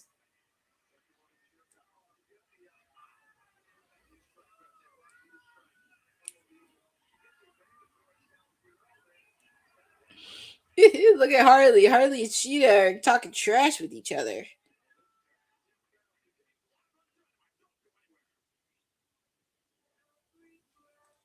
All right, so this is in because I have picture in picture, but I have commercials on. But it's a time to be a sports fan because we have baseball happening, we have hockey playoffs, we have NBA playoffs. And we'll be getting ready for training camp for football soon.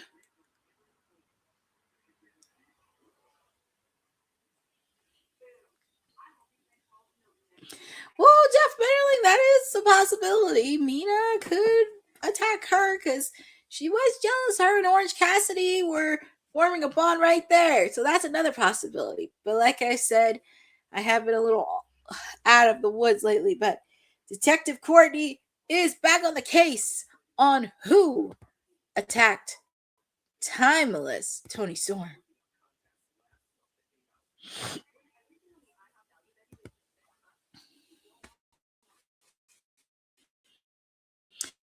But like I said, feel free to put in the chat who you got winning. Do you have Statlander and Shida, or do you have Mina Shirakawa and Harley Cameron?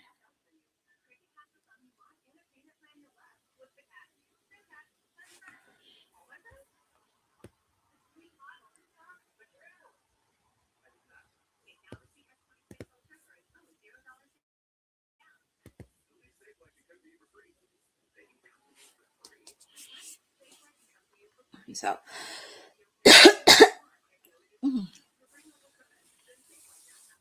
I hope everybody is a time limit draw. Maybe, I don't know. I don't know if they do a time limit for tag team matches.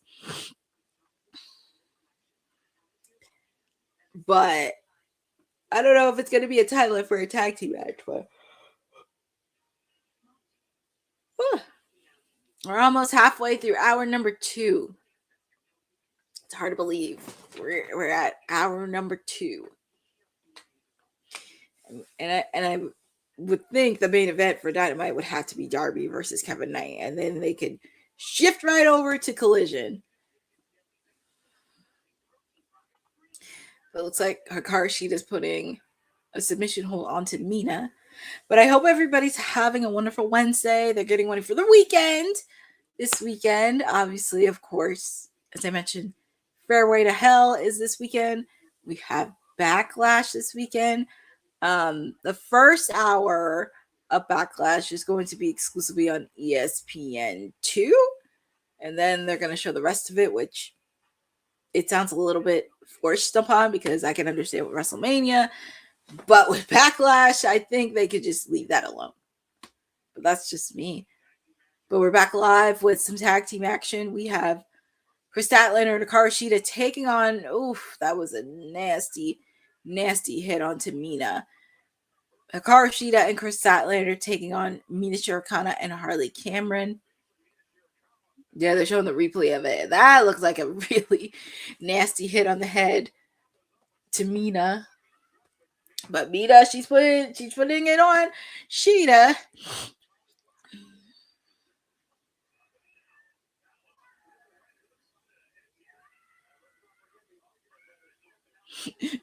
I'm telling you, those two do not like. You would think Tony and Shida don't like each other. You can see Mina and Shida don't like each other. Oof, that was a nasty hit. Oof, that was a nasty fire. That was a nasty punch. She's trying to make the tag to Harley.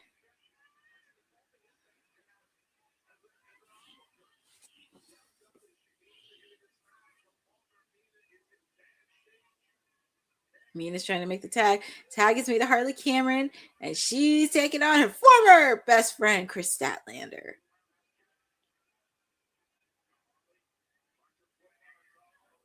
I'm very curious who's going to dethrone Divine Dominion. Because obviously my pick is the Brawling Birds, but I don't want to sound very biased. But I love the Brawling Birds just because, not because they're on my team, but they've been killing it. But I would love for them to do it at Allin, Wembley Stadium. It has to happen. Quick kick out by Stat.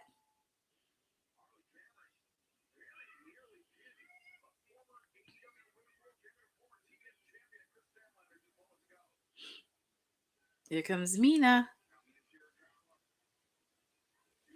Look at Shida. She's got the referee distracted. Kicks. Ooh, head scissor takedown. Quick kick out. Oh, and Hikaru Shida comes in to break the pin.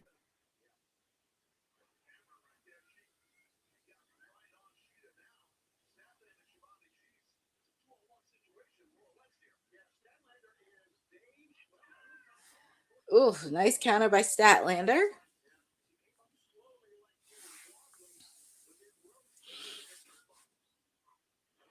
Ooh, that was a nice suplex. I'm not gonna lie, that was a nice suplex Kris Statlander did. Blue Thunder Bomb. Quick kick out by Statlander.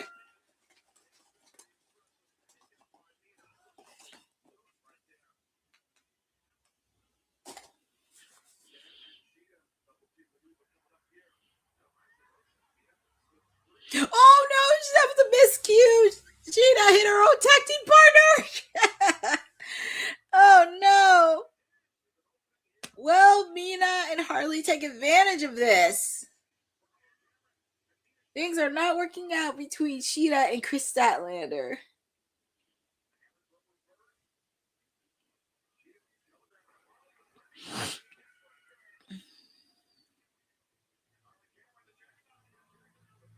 Quick kick out one.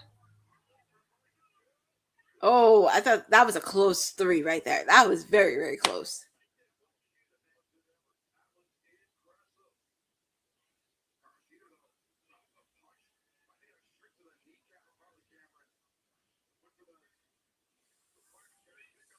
Ooh, nice kick to the face.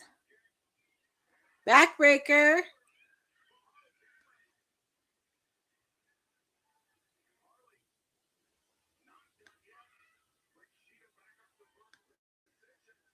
Oh, kiss Statlander, kick to the face. She's angry even though she hit her by accident. What's Shida doing?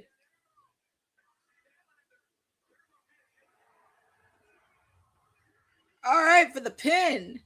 I thought Kris Statlander was going to go for the pin, but your winner is Hikaru, Shida, and Kris Statlander. Well, even though there was a lot of differences between them, they picked up the win. It was a really great match overall.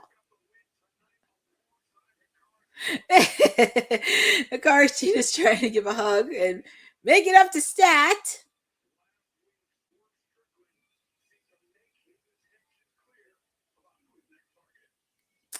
Yeah, we saw last week. Swerve Strickland wants Bandito.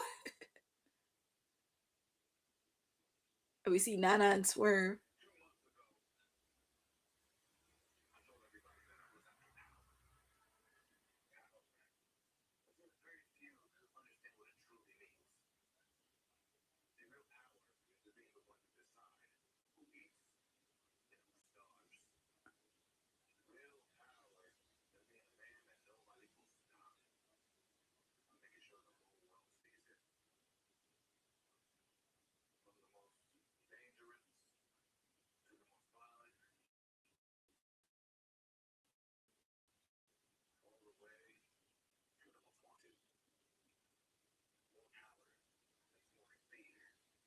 Jeez.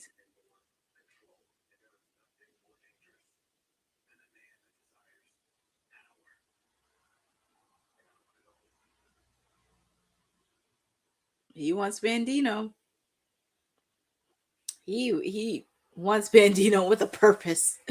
I don't know if it's for the. I don't know if Swerve wants to Ring of Honor World Heavyweight title. I think this is more about with Bandito, in a way.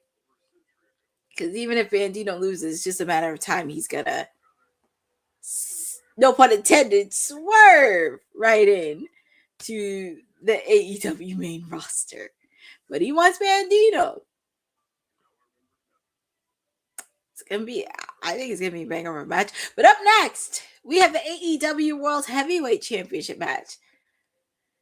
Darby Allin, or as I call him, Evil Knievel Jr., take on the Jet, Kevin Knight.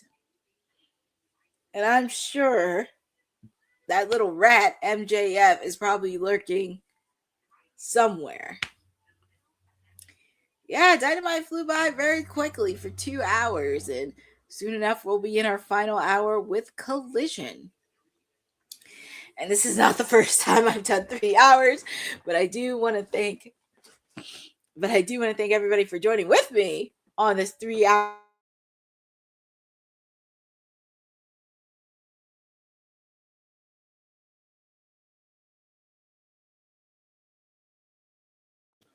Okay, cool. My mic wasn't working, but I do want to thank you for joining with me for 3 hours, because it's not the first time I did 3 hours. I've done back-to-back weeks for 4 hours.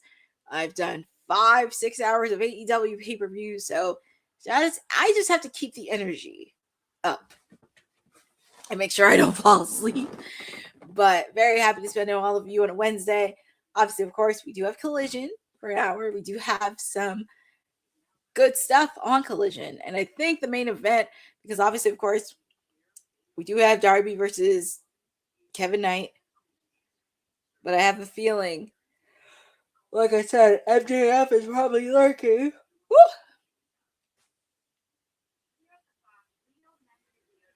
Yeah, it's like 3 hours. 4 hours can be very much. And I've done 4 hours. It can be, but. And I think for circumstances too, because I know AEW had to switch because I think there was a lot of sports happening. Obviously, of course, we have NHL hockey. We have NBA playoffs. We're going to have tennis soon. But yeah, we got some TNT sports happening. Oh yeah, and soccer. We have soccer happening. There's a lot of shifts in the world of sports. But I think the 10-man tag team match is going to be the main event for Collision. But it's going to be interesting how they segue from Dynamite into Collision. It's going to be very interesting.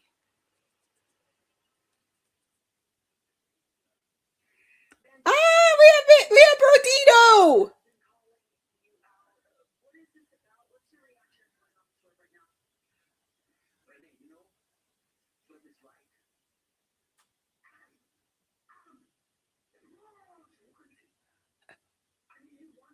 He is the most wanted.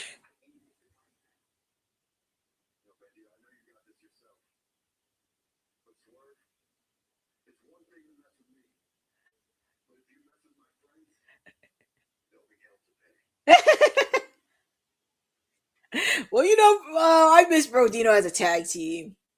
I do miss them. They were just a fun tag team.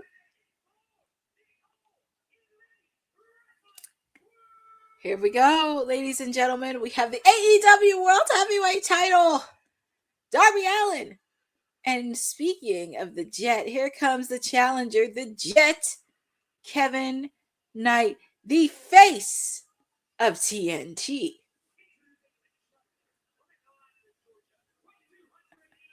I'm not gonna lie. His jackets, the last couple weeks, his jackets have been fire. I want to know who makes his jackets, because his jackets have been on fire lately. And thank God I was not on kayfabe last week, because Will was talking him and Leon Slater are the same person.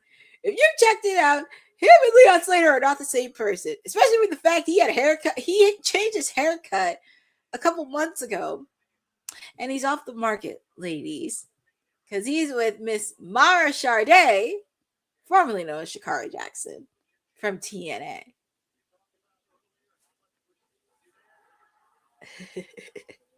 Well, here comes the reigning champ, or as I call him, Evil Knievel Jr., Darby Allin. See, I want one of these weeks for him to come in a skateboard. I need him to come in a skateboard. But here comes Darby Allin. I'm not gonna lie.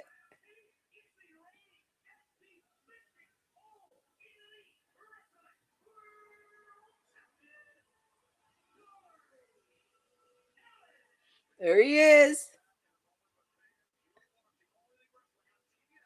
I need him to do like a diary of him being champion, because that would just be funny. But they have to do like an animated version of him being champion. That would just be fun to watch. It's like a cartoon in a way.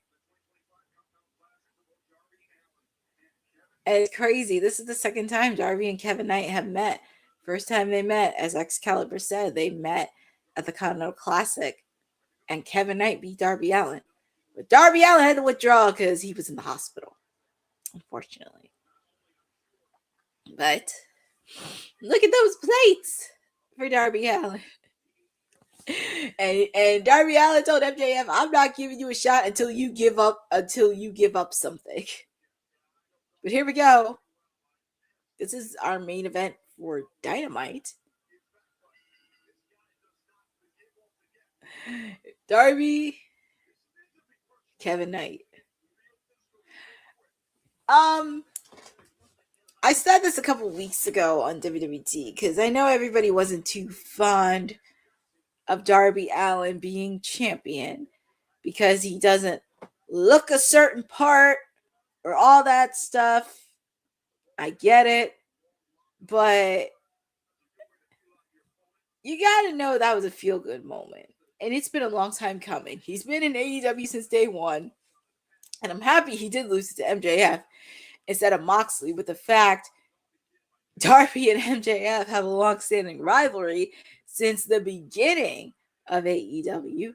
And he may not be what everybody's favorite is. He may not be a Roman Reigns. He may not be a Seth Rollins. He may not be a Kenny Omega that fans love to drool and jerk off to on socials. But he is a person that doesn't quit. Ooh!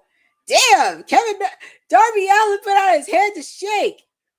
And Kevin Knight just smacked it right off him. I mean, you want to put perspective, but woo!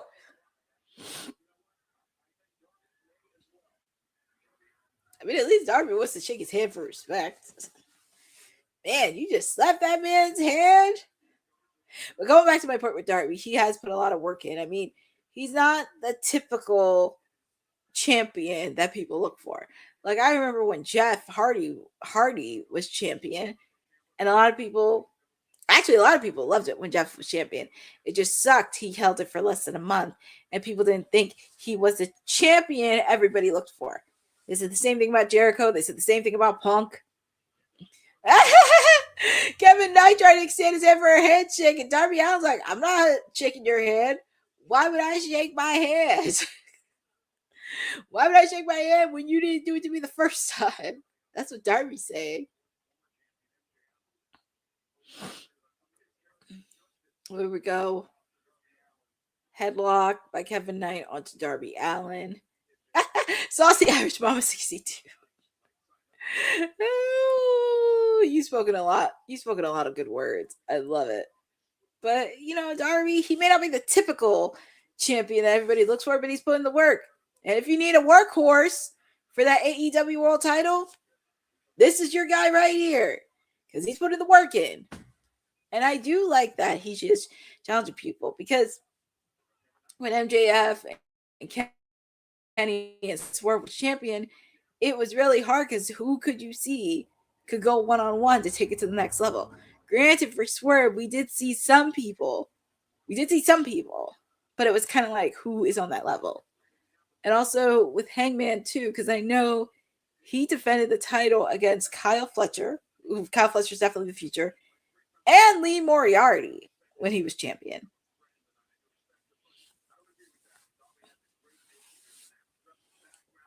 But if you want a workhorse champion, Darby Allin is your man.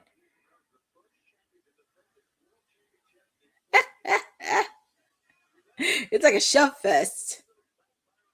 But these guys were definitely going to give a run for the money. But feel free to put in the chat on who you guys got winning. Do you have Darby Allin retaining? Do you think Kevin Knight can do it? Or do you think MJF is going to interfere and just end this match? This match is not boring, Jeff Metterling. I mean, they got to start off slow. It's not boring.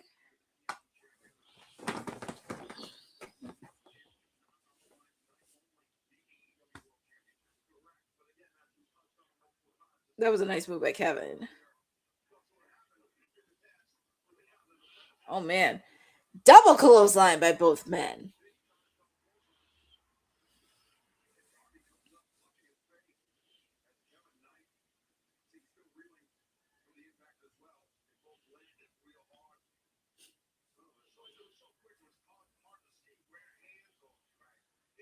Where's Sting?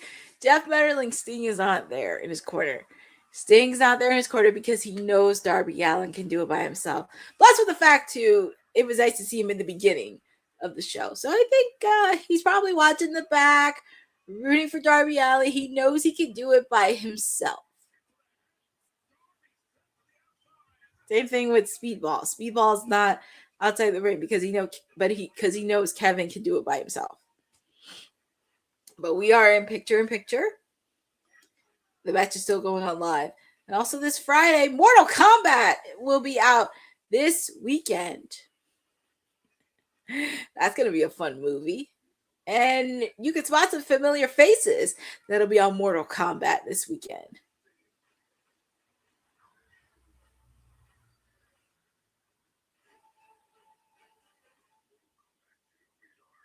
Oh yeah, Mortal Kombat 2.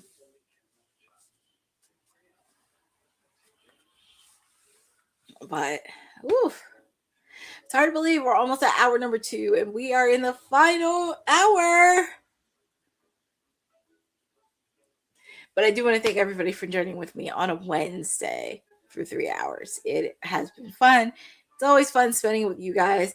As I mentioned, AEW is not everybody's cup of tea, but they are doing some work that is watchable. Now, granted, the product does need a little bit of fixing here and there, but you're going to get there. just to take it. It's just a matter of time. They got to figure out their hurdles, their bumps, and what they need to be successful in taking it to the next level. Because I think they'll be successful. It's just, and this is like no shot to anybody else, because there are some content creators and media that are doing great work and do cover AEW. Just watch out for the ones, especially with everything happening in WWE. Just be mindful of some of the ones that jump shift. And with the fact, even though they watch WWE, don't be surprised if they do try to play face and say they're a fan of AEW, which in actuality they're not. Just because WWE is trying to flag everybody's content creation live reaction. So yeah, just be mindful of that. And Jeff Metterling, I'm hoping we do get to hear from Nigel McGuinness on Collision. We did hear him on Collision on Saturday. Hopefully we get to see him tonight. Because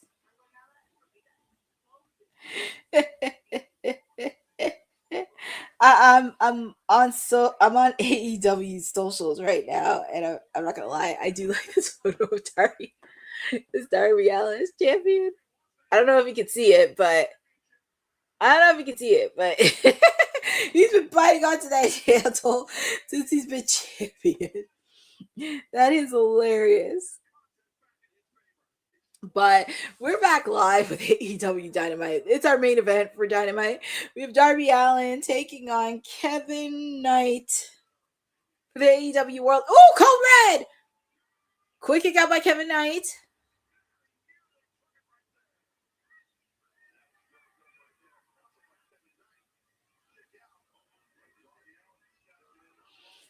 Oh my goodness. Darby Allin just zipped through like a torpedo.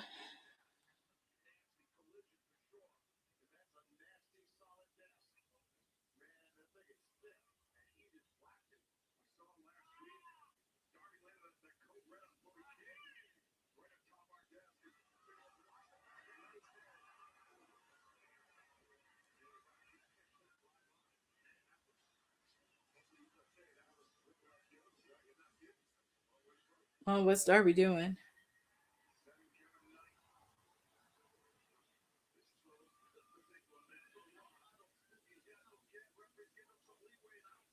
Well, definitely, but it's going to be an overrun. It's going to be this is one of the exceptions I'll give them to do overrun, only because, like, after Dynamite, they're going to segue right into Collision anyway. So it's one of the few times I give them an exception to do overrun and a segue.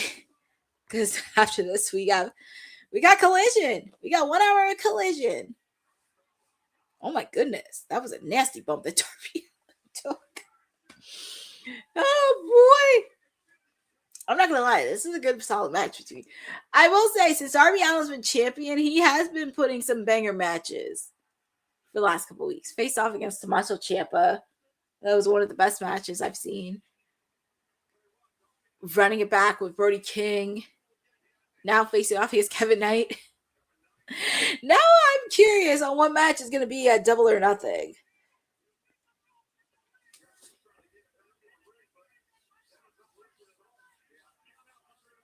And I know sooner or later. Oh, sorry.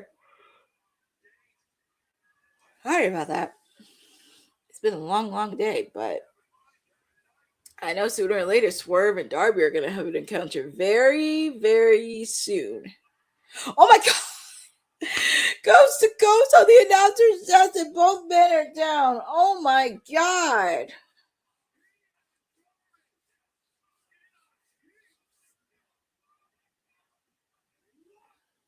Look at that replay again. Oh my goodness. That was insanity.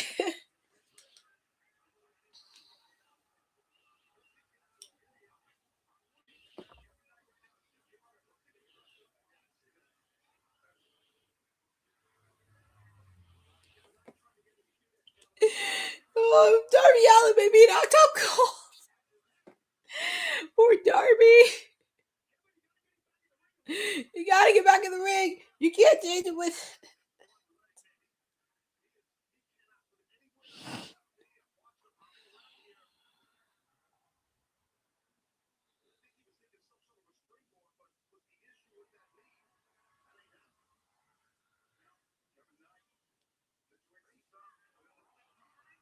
Look at Darby.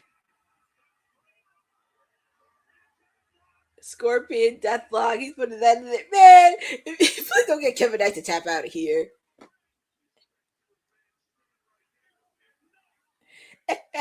Well, thankfully, Kevin Knight grabbed the he grabbed.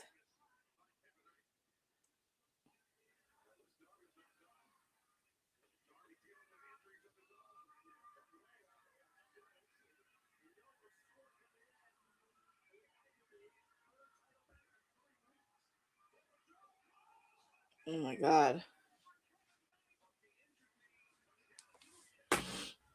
Oof. Kevin Knight looked like he tweaked his knee.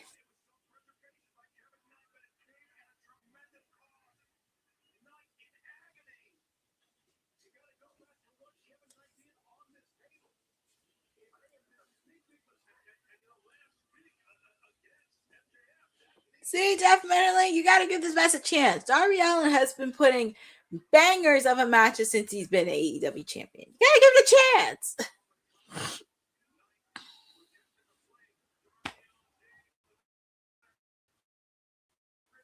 What's Kevin Knight doing here? It's hard to believe we're at 10 o'clock. What's Darby going to do here? Oh. And it looks like Kevin Knight's going to try to do it because that's the same exact move he did to beat Darby Allin for the Continental Classic Tournament. Oh, God. He's not going to do it. Are you serious? Is he really going to? Yeah, listen, I really want Darby to be champion. Ooh, and that knee. But that knee's giving out to Kevin. That knee. Quick kick out by Darby. I was like, there's no way they're going to let Darby drop that belt.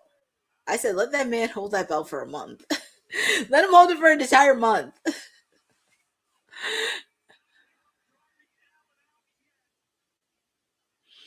Well, most of we are, but this is still AEW Dynamite. I know both of we're about to be in the Collision Hour, but they didn't switch colors yet for Collision. Maybe they'll do it segue and say, we're on Collision. Man. Oh, what's Darby doing here? The guillotine. What's going to happen here? Is Kevin Knight going to pass out? The guillotine? Kevin Knight! It's the strength. He's fade. Nope. He's still breathing. He's still breathing. Look, we already seen one person pass out by submission with Juice Robinson earlier today. Would not be shocked if it happened again a second time tonight. Darby wants to end this thing. He's like, I want to go. Well, what's he gonna do? Coffin drop? Oh man, that was a nasty coffin drop. I'm not gonna lie. Coffin drop. That has to be it. 3, and your winner and still champion, Darby Allin, is still your AEW World Heavyweight Champion. Congratulations to Darby. I know he has a long road. And oh, look, it is Sting! And now we're getting ready for Collision. Happy to see Sting. They literally changed it right after that. I think they knew for the signal. I'm like, oh, now we see Collision colors.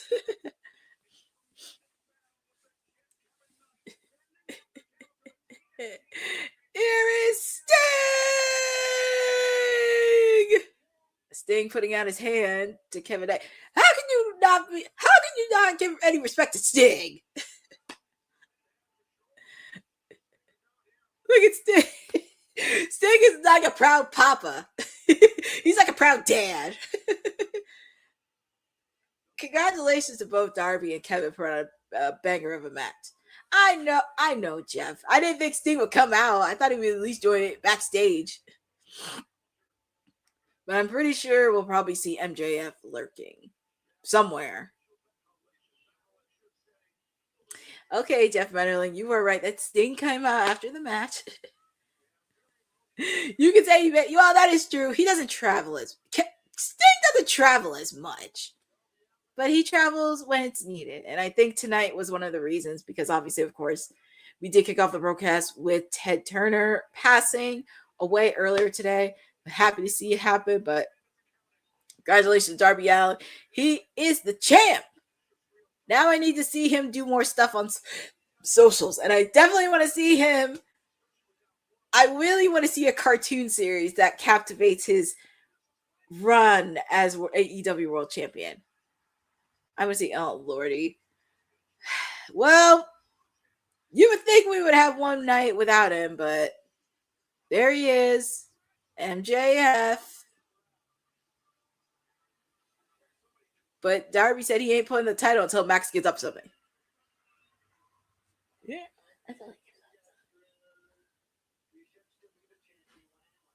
Tony Giovanni!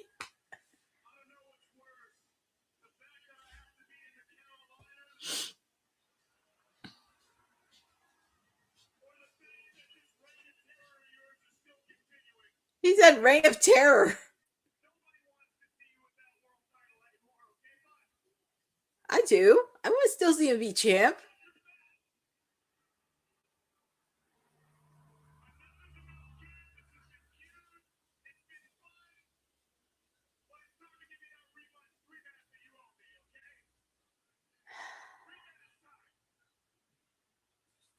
Darby's not stupid.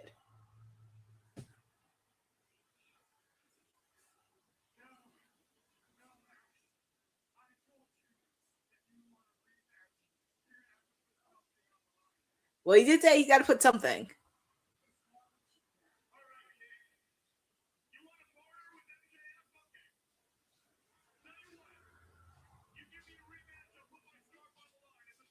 That is really stupid.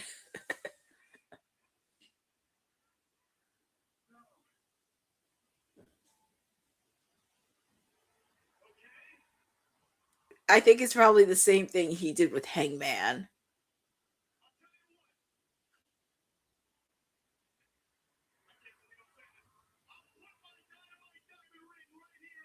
Yeah, okay, that ain't gonna work either. I don't know my career. He'll probably do the same thing he did with Hangman for Revolution.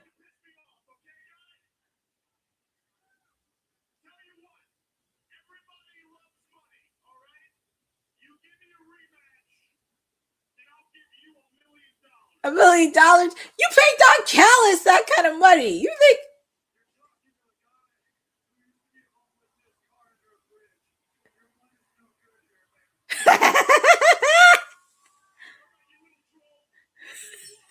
Troll.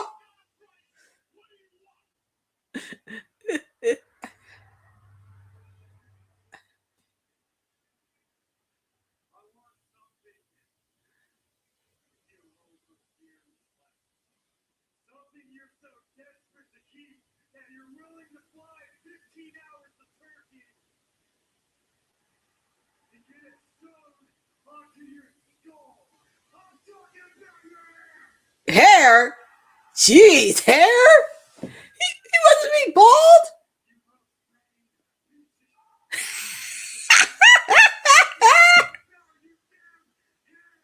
Hair? Jeez, I thought he was going to pull off the same thing he did with Hangman. He wants his hair? His hair?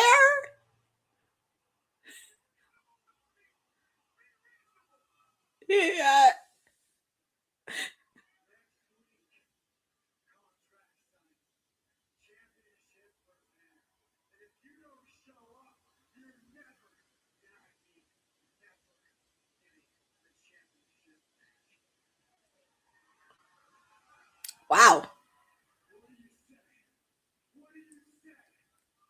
I guess that'll happen at Double or Nothing.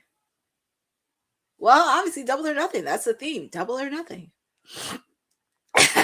He's not going to say yes. He ran away like a scared little coward he is. His hair. Oh, Lordy. Well, we got Okada to deal with. Don't you have a match? Doesn't he have a match? I know he said he wants the AEW World title, but don't you have a match against Takeshita? You got to focus on Takeshita. This is why I hope Takeshita beats Okada. And Takeshita, he could go on to be international champion free. And it's crazy.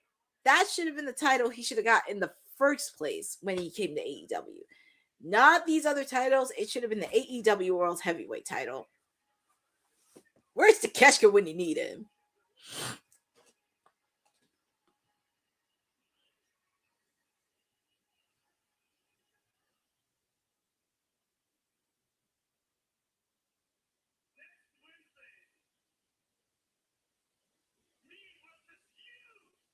What?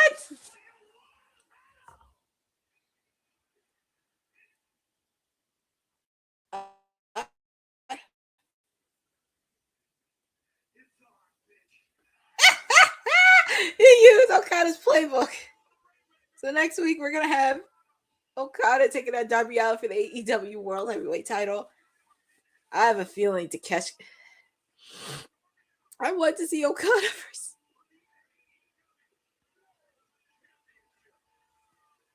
I know. I've wanted to see Okada versus next week. Oh, you can't wait. Well, it's Darby versus Okada. Oh, and we're gonna get a quick medical update with Will Ospreay.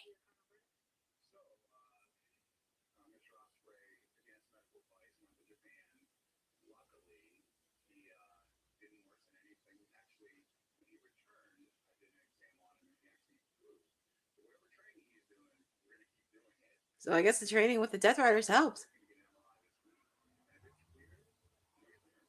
So once he gets an MRI, and if it goes well, he'll get cleared. Yeah, because I think Rosa, hold your roll. We're going to get anarchy in the arena. I mean, yes, we're going to get a stadium stampede, but we're also going to get an anarchy in the arena.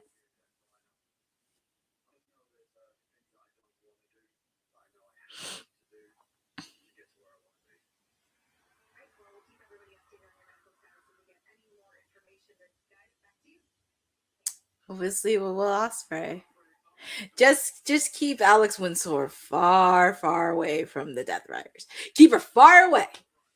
But yeah, after the stunt he pulled over at New Japan, Mr. Will Ospreay. But this is how we're gonna probably get anarchy in the arena, because there's a lot of segues. I mean, obviously, if it's the females, we'll probably get the Brawling Birds versus Triangle Madness. But for the men's, it's going to be very interesting. But we are kicking off with AR Fox taking on Speedball Mike Bailey. This is going to be a fun match to watch.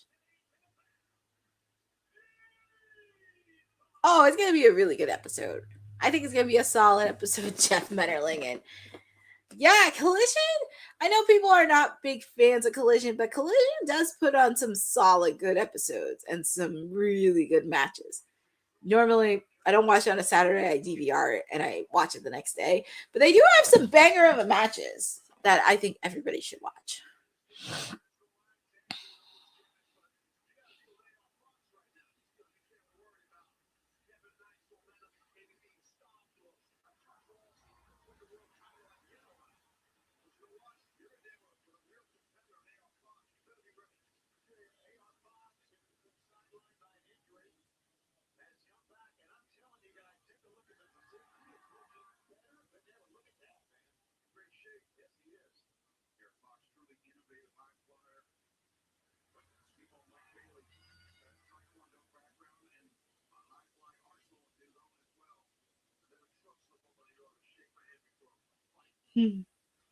Well, we're getting ready for this match right here.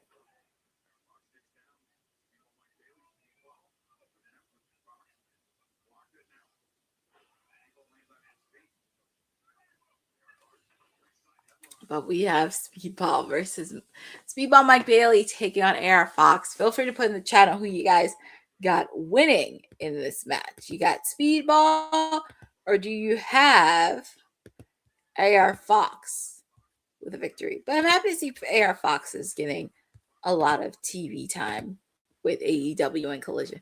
And I did see they changed the banners, which is good.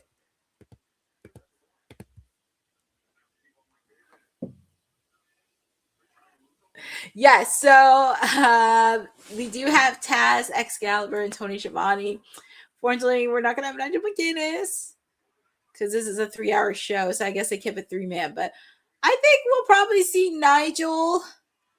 Oh, nice move by Speedball. I'm pretty sure we'll see Nigel announcing this Saturday. Just a friendly reminder, Fairway to Hell is this Saturday, 8 p.m. on TBS. It'll be 1 hour. We already know it'll be the AEW National Championship match. Jack Perry taking on Mark Davis. That was an impressive move AR Fox did in the replay a few minutes ago. So now we got some matches shaping up for Double or Nothing. We have the AEW Tag Team titles. We have the AEW International Championship. We have a Stadium Stampede match.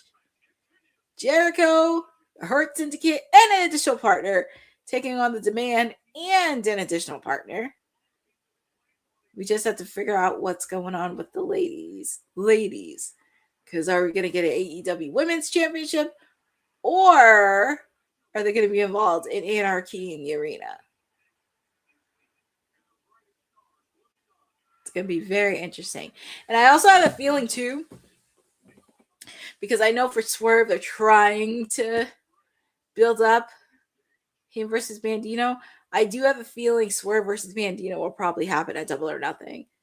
Because the promos that's been happening the last couple of weeks, I have a feeling it may set up into a match at Double or Nothing. But we got some more action happening. Obviously, Roosh is going to be in action. We have Jamie Hayter versus Sky Blue. And for the main event, we have the 10-man tag team match. We have the Young Bucks and the Bang Bang Gangs, Ace Austin and the Guns taking on the Death Riders, Claudio Castagnoli, Wheeler Yuta, Daniel Garcia, and the Dogs, Clark Connors and David Finlay. And we saw most of them earlier in the show when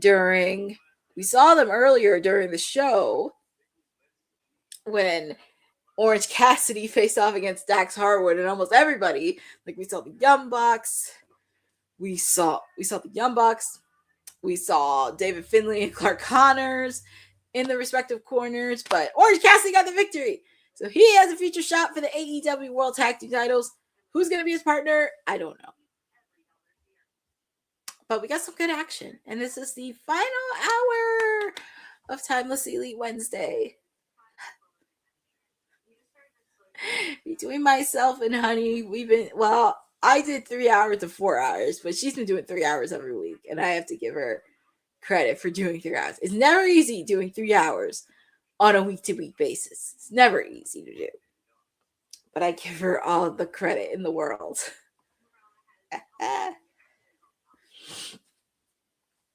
We're looking at this in picture-in-picture.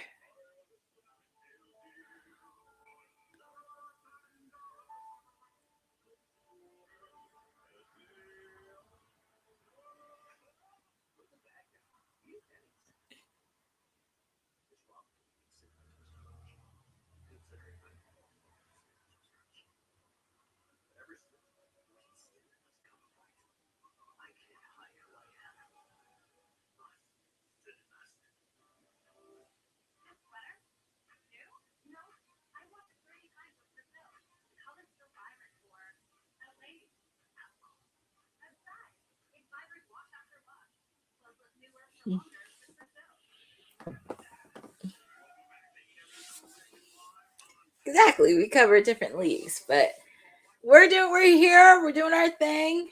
We're doing our respective watch-alongs, but we're back live with AEW Collision. Right now, we are in the final hour of Timeless Elite Wednesday.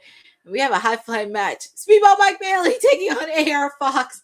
Looks like AR Fox lost his bandana, But that's okay because he's going to continue the match anyway.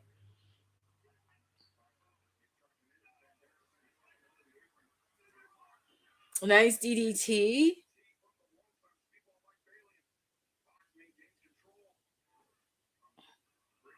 Ooh, that was a nice move that AR Fox did.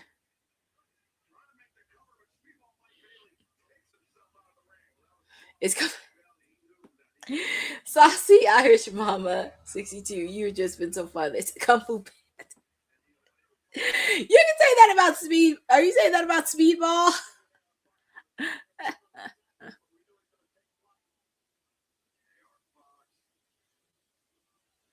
Oh, that's a nice move by AR Fox. That's why he's a very hard flyer. And that's why the fans love him. It's Karate Kid from it. Oh, God, the Karate Kid. Ralph Macchio. And Mr. Miragi. I'm very curious what the other matches from Fairway to Hell are going to be. Very curious. Quick kick out by Speedball.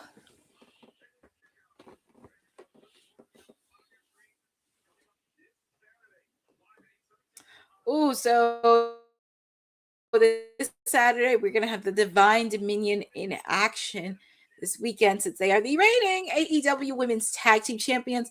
Obviously, of course, we have the AEW National Championship. Jack Perry taking on Mark Davis. Nice counter.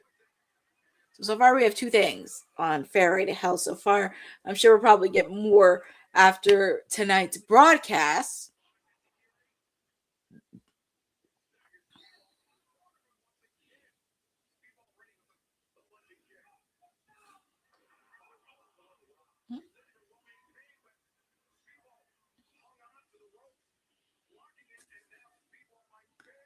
Ooh, that's a nice counter, but that's a nice move by Speedball.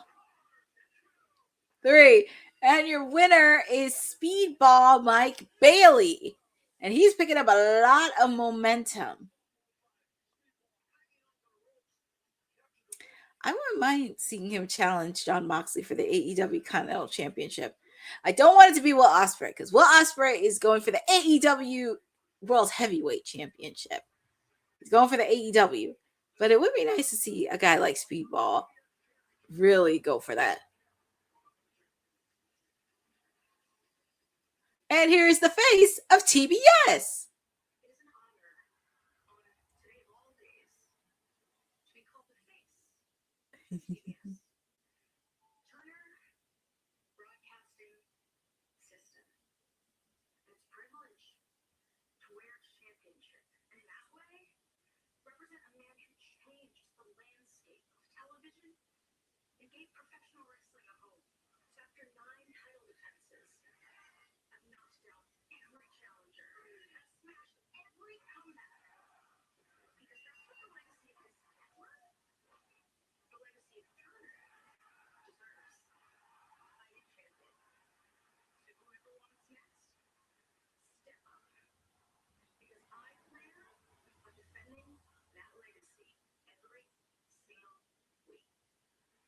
Yes, that's why Willow Nightingale is the face of TVS. And she has been doing a good job defending that belt.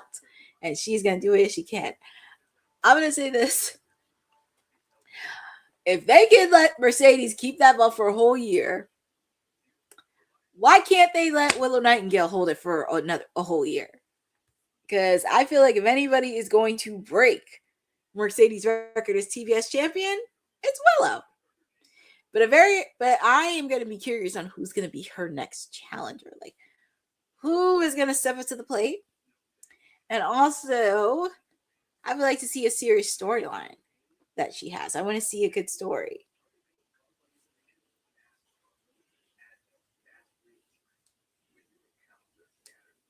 Why can't, it's like, if you can let Mercedes hold it for a year, why can't Willow hold it for close to a year?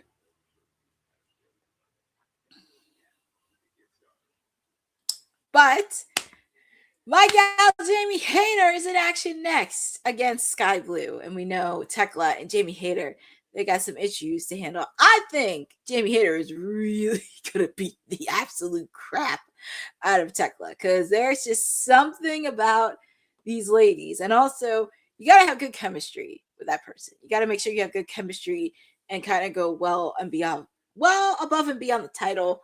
And they also have met with each other before Tekla was AEW Women's Champion. But Jamie Hayter will be AEW Women's Champion.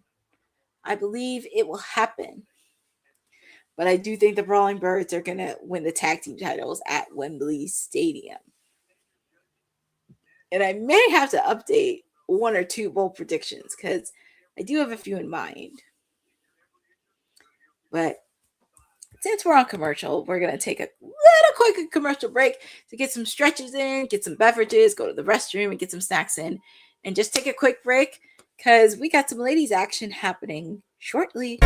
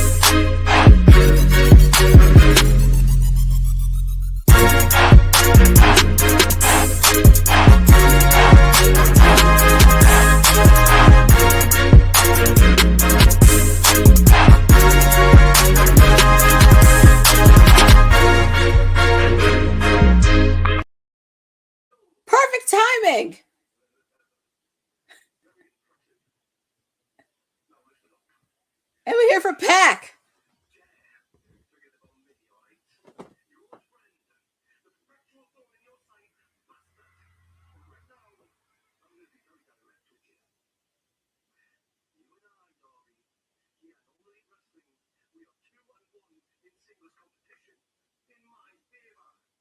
Could have been 2-1, but it could have been 2-1 if you didn't have that little runt Wheeler Yuta interfering in that match at Full Gear.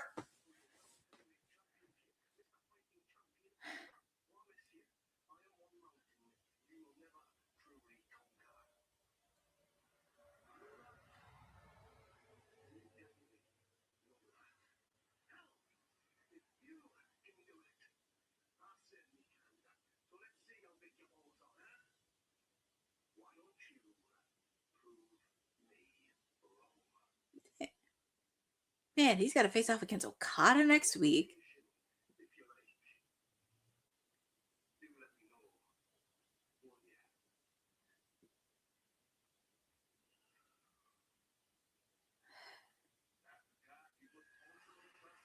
Man, Okada wants him next week. I don't even know what's going to happen with him and MJF. Now Pac wants it. And I'm going to tell you something. If that little runt Wheeler Yuta interferes in that match, I'm going to be very upset. Because he should have never did. But speaking of that, I have Jamie Hayter is back. I'm happy to see her back in action. 100% cleared.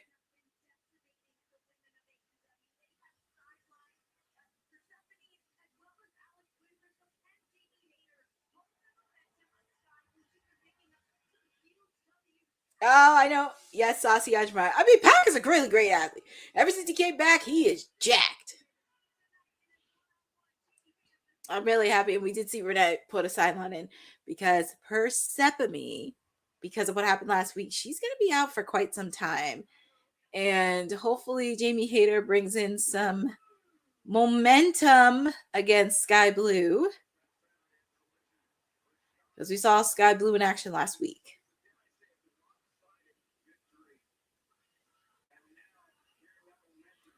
But my gal, Jamie Hayter, she ain't afraid of everybody. She'll kick your butt. But it's like next week, Darby's facing off against Okada. which it would be kind of funny if Takeshita was the one that screwed him. That would be hilarious to watch. With the fact Takeshita's like, I'm right here. You're facing off against me. That's why I really want Takeshita to win. And then Pac's going after him. But I'm going to say this. If that little right wheeler Yuta interferes, I'm going to be very mad. Because I was very mad at him when he interfered in that match against Darby versus Pac at Full Gear. I was very upset. But here we go. My gal, Jamie Hayter, facing off against Sky Blue. Feel free to put in the chat on who you guys got. Do you have Sky Blue winning, or do you have Jamie Hayter getting the win?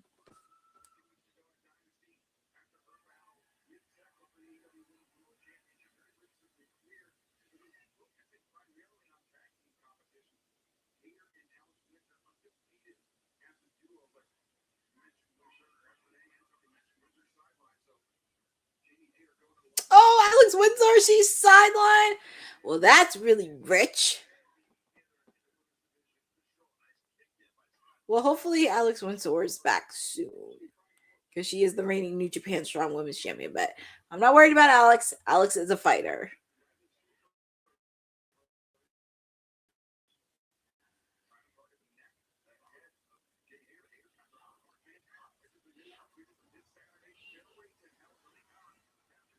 Oh, so this Saturday, Fairway to Hell, it'll be Pac versus Darby Allin for the AEW World Championship. Which actually that makes sense because you need to like find some matches for a good solid hour. So Darby Allin's gonna have an interesting 3-4 days. Actually, I should say 8 days because he's defending against Kevin Knight tonight. He has defended against Pac this weekend. Then he has a face off against Okada next week. Saucy Irish Mama 62. Who are you saying is cute? I'm pretty sure you're talking about Pac because you like Pac. And it seems like you're a huge fan of Pac. Yeah, next week. Next week it's official. And I love Willow too. So it's official next week. Oh God, Darby's gonna have a really interesting 8 days. Like I said, Kevin Knight tonight, Pac on Saturday, then facing off against Okada next week. And that's supposed to be doing a contract signing for AEW Double or Nothing, but Max doesn't want to give us his precious little hair. I wouldn't mind seeing him bald. I really would not mind seeing him bald. It would be pretty funny to me. I mean, hey, you got to see Wheeler Yuta be bald. Why can't MJF do it?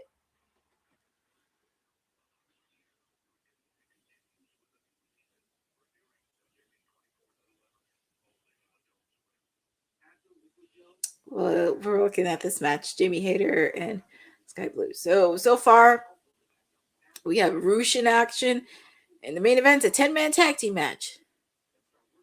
Jeff Fetterling, I don't think Darby Allin's losing his title next Wednesday. I don't think that's happening. I can see it at Double or Nothing losing it, but I can't see him losing it next week. Especially with the fact, too, Okada already has a match at Double or Nothing against Takeshita. And I feel like Okada is overlooking Takeshita for that AEW AEW International Championship.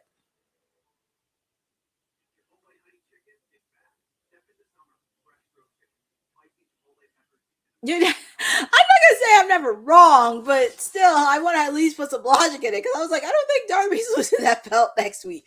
Double or Nothing, I can see him losing it, but I don't always like to be right about everything. I always like to put at least a little bit of logic behind it and why I think it is. Because this is just me. This is just me. Everybody has a different logic.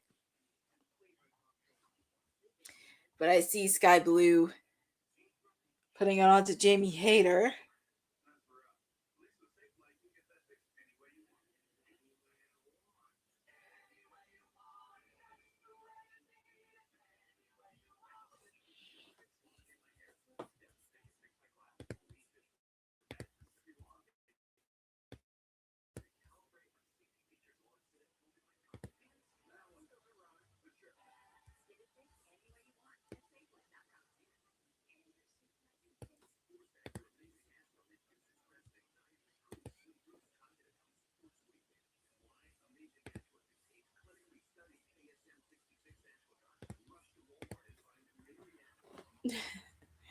We're happy to see my gal Jamie Hayter.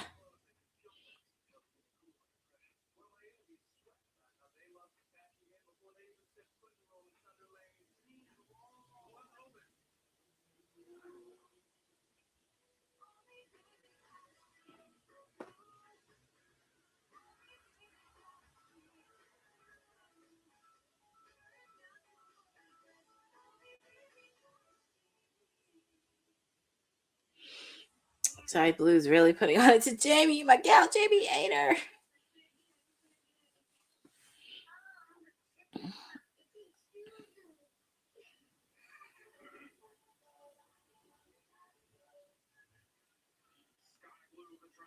So here we're back on Collision.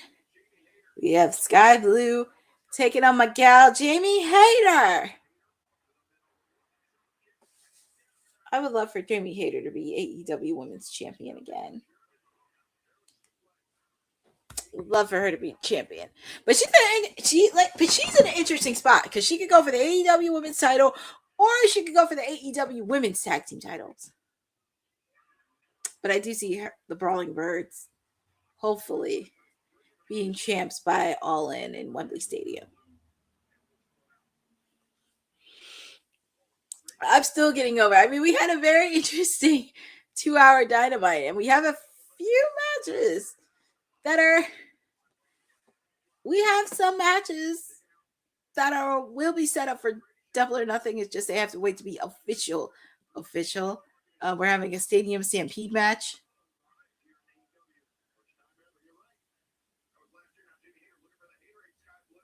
I'm pretty sure Darby will do anything in that course.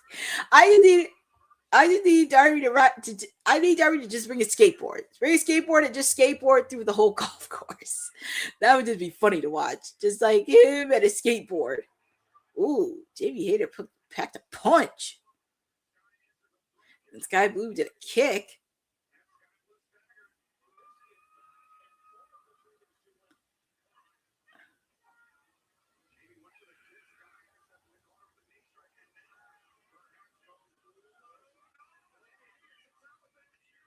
Quick kick out by Sky Blue.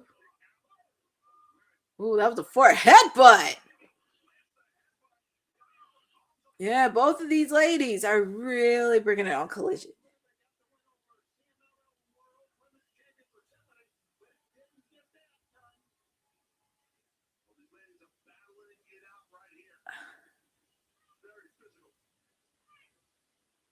I wonder if, since Sky Blue picked up the victory over Persephone, does that put her in line for the CMLL Women's World title? Because that would be pretty interesting to see. But also with the fact, too, it's an interesting spot for Persephone because she's going to be out for quite some time.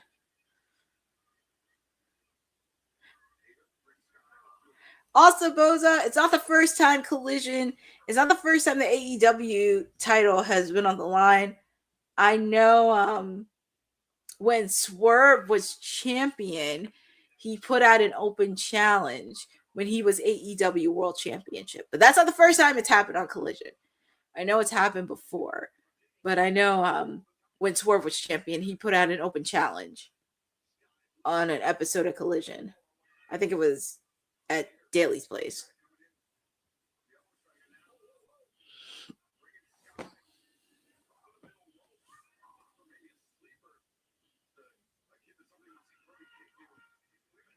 It's like a slap fest between JB and Sky Blue. It's like a slap fest.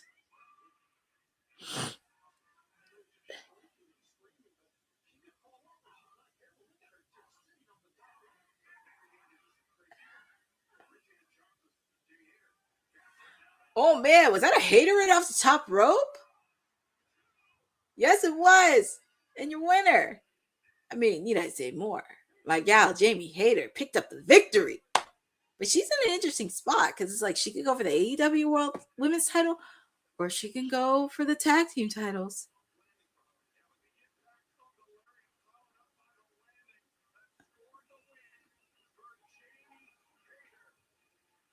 Jamie, look behind you. There's Tekla and Julia Hart. I mean, I know with Tekla, she should be very scared for Jamie. Because Jamie almost beat the shit out of her at Dynasty. I don't think Jamie's done yet. She's putting that hater right on Sky Blue. Man. She's just throwing out the trash. Oh, Saucy Irish Mama too. You like Speedball? He's great. I mean, Tekla better be scared. I would be scared of Jamie. She's no joke. You don't want to mess with those UK Brits. Oh, Lordy, I got to deal with. Yeah, Mark Davis has an opportunity this week. And as I said, congratulations to Andrade. He is the IWGP Global Champion. Congratulations to him.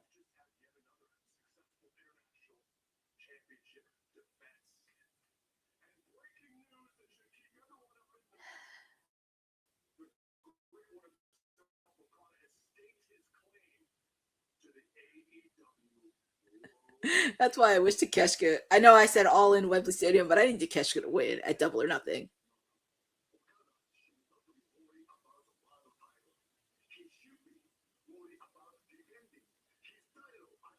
That's right, Takeshita.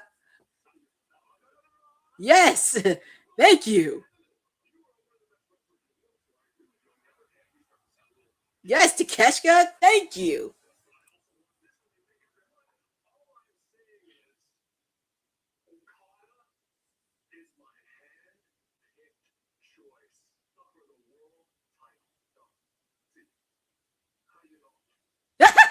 How do you know?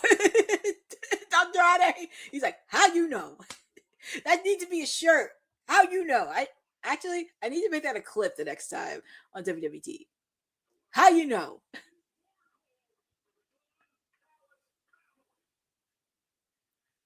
I can't see Jack Perry dropping that title anytime soon. Oh, he's going to. Because I'm ready for that babyface run for Takeshita.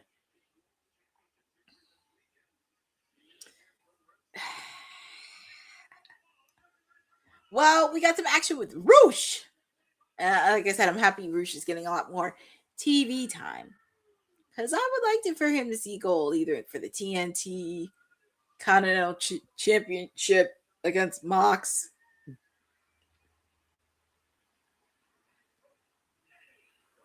All right, Manny Lowe.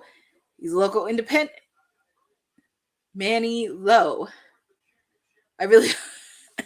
Well, Saucy Irish Mama 62. It looks like MJF is gonna get that back soon because I mean it would be funny to see him be bald because I would laugh at it.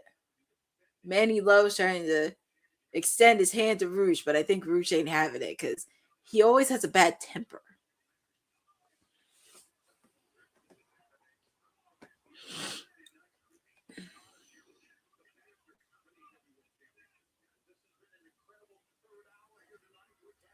Yes, that is true. La Facción and Combinable are the reigning Ring of Honor Tag Team Champions. Sammy Guevara and the Beast Mortos.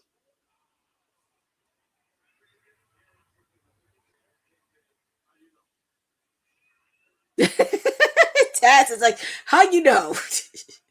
And your winner is Roosh. Oh my God. Andrade, Tony Khan. Andrade needs to have a shirt that says, how you know? Or I need to add that as a clip for WWT. Like, how you know? I'll never forget when he mentioned it. Like, I think it was either last week or 2 weeks ago. It's like, how you know? Let's hear what Roosh has to say.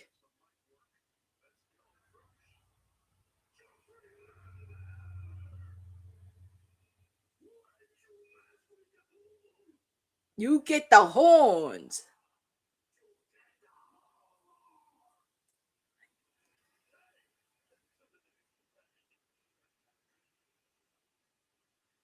Well, ladies and gentlemen, we have one more match happening tonight.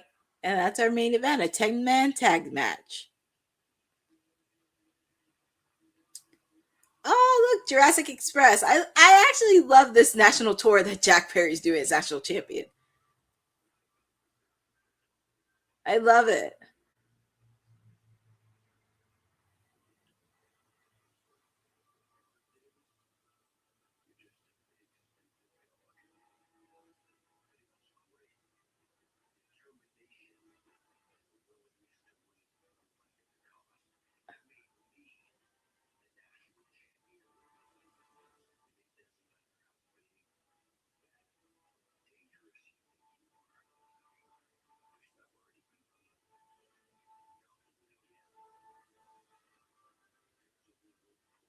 I actually do like these vignette videos that Jack Perry's doing since he's been national champion.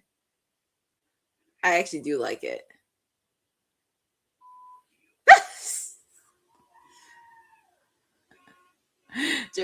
Jack Perry's national tour continues. I do love that he's doing a national tour. That's pretty cool to watch. That is very, very cool.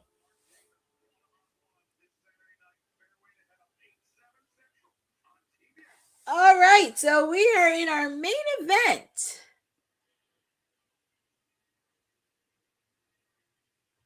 We got a main event. We have a 10-man tag team match. We have Claudio, Daniel Garcia, and Wheeler Yuta teaming up with the Dogs, Clark Connors and David Finlay, taking on the Young Bucks and the Bang Bang Gang's Ace Austin and Colton Gunn. And we do see Marina Shafir. I'm just laughing at John Moxley in the background. He's like a proud dad who's just like, yeah. Especially after his successful Eliminator match earlier tonight against Juice Robinson. It looks like we may see, well, I was going to say we may see John Moxley on commentating because he's been pretty funny on commentating. Got the toothpick. Ooh, David Finlay.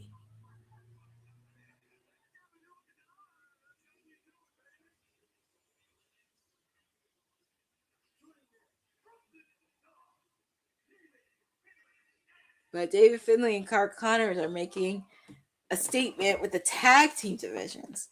So it's going to be very interesting with the landscape of the tag team division because we know my guy, Orange Cassidy. Oh my God, folks, don't even say that. If Jay White showed up, woo! It would be an interesting landscape. That would be very, very interesting. It's not a crazy thought. I mean, we haven't seen Jay White for a little over a year. But as I said, we're going to take one more commercial break. Since commercial break is happening right now, we're going to take one more. So make sure you stretch, get your beverages, get your restrooms, get everything you need because we're getting ready for our main event. But we're going to take a quick break.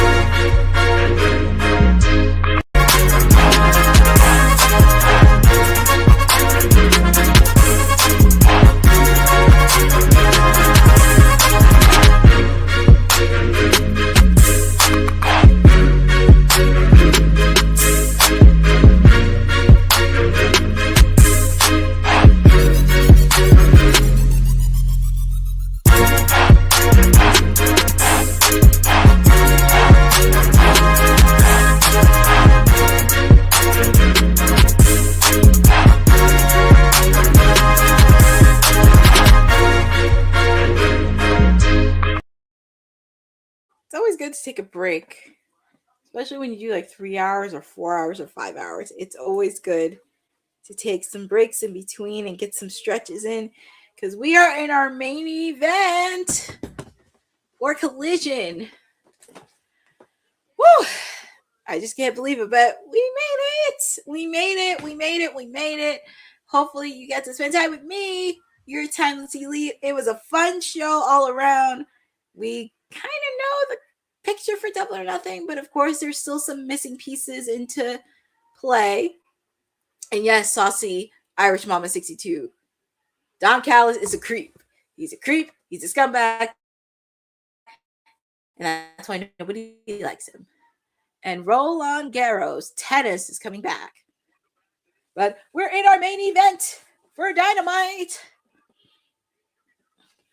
And we're waiting on members for the Bang Bang Gang. Austin and Colton Gunn and Ace Austin. It's actually nice to see Austin and Colton Gunn. And Colton is healthy. Hopefully the Guns can stay healthy this time. There's Austin. And here comes their tag team partners who we saw earlier tonight. Actually, we did see the Bang Bang Gang earlier tonight, accompanying Juice Robinson to the ring. Super Kick Party. It's just an interesting theme song, by the way. Super Kick Party. Young Bucks. I will say I did like it when they brought their kids during Revolution. It was a fun moment to see all their kids. It's going to be very interesting to see. They're trying to do the Young Bucks pose. Oh, but I think Claudio ain't having it. But here we go. We have a 10-man tag team match. This is our main event for Collision. Feel free to put in the chat on who you guys got winning this thing. Do you have the Death Riders and the Dogs? Or do you have the Bang Bang Gang and Young Bucks? I don't mind Jon Moxley either. I think he's like, he always has these sentiments on commentary where it makes sense. But I'll never forget, Marina Shafir was in action. Marina Shafir was in action on Collision, and Jon Moxley was doing commentary, and he was sitting like a proud dad, like, yes! He was clapping. He was so happy. Oh my God. But I know if you watched Collision the last couple of weeks, him and Nigel have been butting heads a little bit. Now I know Nigel McGuinness has issues with Daniel Garcia because Daniel Garcia called him a parasite. I'm just waiting for Nigel to kick some teeth in because I know he has some issues with the Death Riders too. But I think we'll see. But I know we did see. We are going to see Nigel in the ring soon. Oh, that was nice teamwork right there by the Young Bucks and the Bang Bang Gang. Well, Austin Gunn and Ace Austin. Claudio's a big guy. But as I was saying, Nigel McGuinness is actually going to be back in action next week during Ring of Honor's Supercard of Honor. But I wouldn't mind seeing him get a little bit of revenge for the Death Riders, more specifically Daniel Garcia, because he called him a parasite. But that was a nice counter by the Young Bucks. There's a reason why they are 3-time AEW Tag Team Champions. I'm not the biggest fan of the Young Bucks, but I do give them respect for being a synergy and legit tag team of the current generation.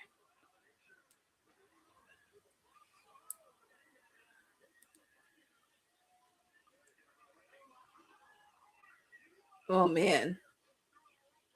I'm not going to lie. Clark Connors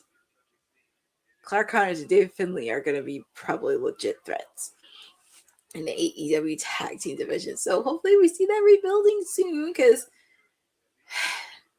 I know everybody's sick of FTR and the Young Bucks, me included, but I just wanted to see other tag teams get a shining opportunity and be in legit feuds. I would love to see the Outrunners back in the tag team division. I know they're teaming up with Dalton Castle. I mean, we have the conglomeration. Oof. I don't know about Brodino because Brodino is going to have issues with Swerve. I wouldn't mind seeing the Ops be tag team champions.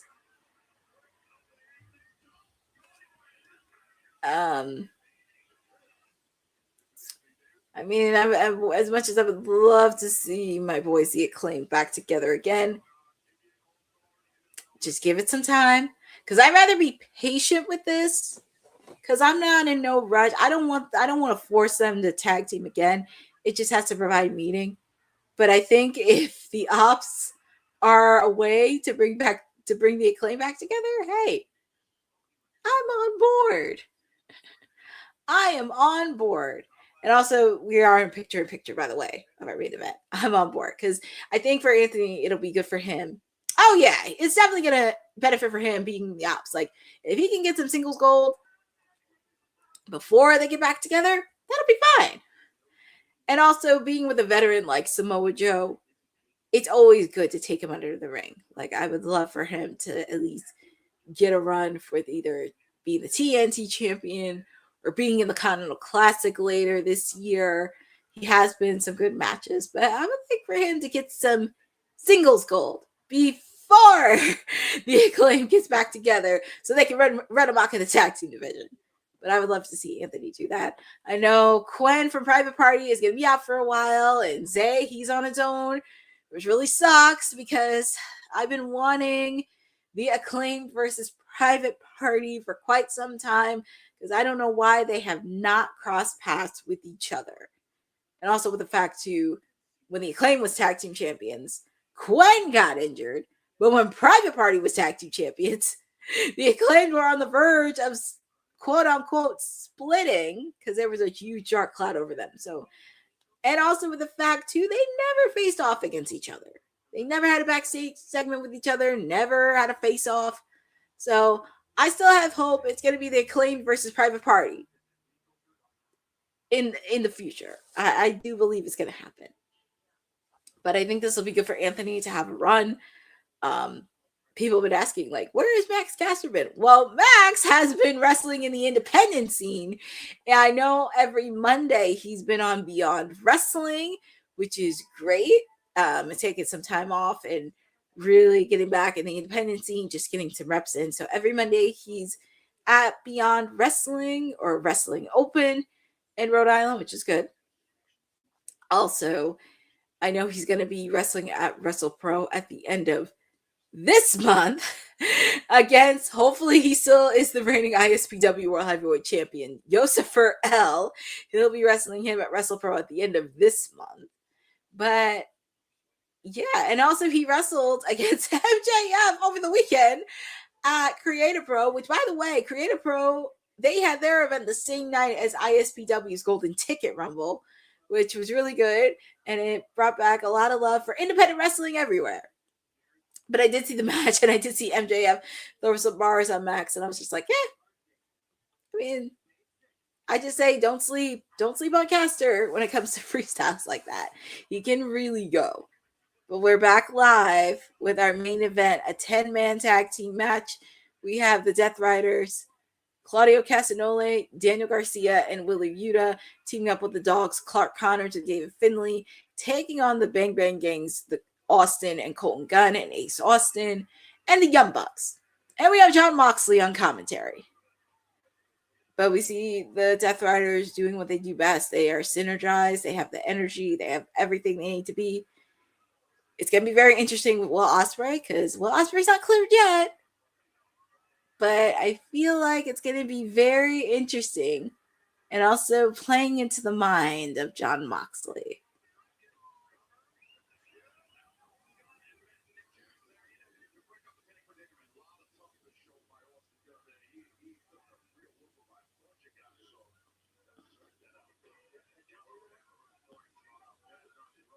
Oh, Lord, Claudio's arguing with the referee. Don't be arguing with Please don't argue with the referee. Oh, yeah. I mean, Boza, I know you said that it's not going to happen, but we're going to have anarchy in the arena. It would be very distasteful if you don't have an anarchy in the arena for Double or Nothing, because that's always been a tradition the last couple years since we've had Double or Nothing, anarchy in the arena. And obviously, of course, we're going to have Stadium Stampede. Chris Jericho and the Hurt Syndicate, plus another tag team partner, will be taking on the Demand and another tag team partner. Who's it going to be? I have no idea. It's going to be interesting who the Hurt Syndicate and Chris Jericho pick as a tag team partner. It has to be somebody who can't stand Ricochet. And I'm trying to think, who's it going to be? I know, you would think it was Mimosa Mayhem, but thank God it wasn't. But it was Stadium Stampede. Because I remember during the pandemic, they did have a Stadium Stampede at Jaguar Stadium, by the way. They took advantage of all that, and everybody was fighting through the stadium, which, hey, it was right next to Daly's place. Take advantage of that.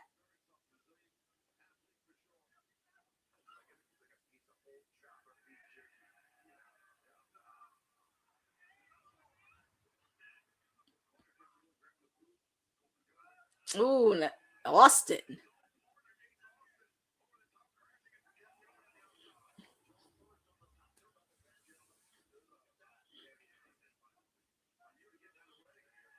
Daniel Garcia putting that submission hold in. Putting the Dragon Tamer in. It looks like that little run Wheeler Yuta put the stomp in. Quick kick out by Colton.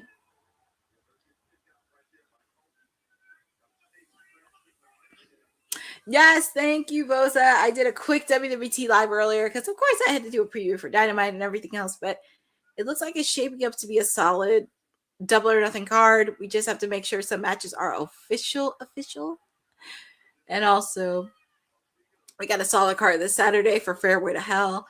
Friendly reminder, it's on at 8 p.m. on TBS. Not on TNT, TBS. But I feel like this has been, even though it's 3 hours, it was definitely a solid, good show, trying to get everybody going for Double or Nothing. A lot of segues. I don't want to say side quests, but segues that are going to leave me questioning, which I kind of like. I like being in the dark and not guessing, just in the dark and just sit down and enjoy where it's going. Quick kick out. This is going to be interesting, but why do I think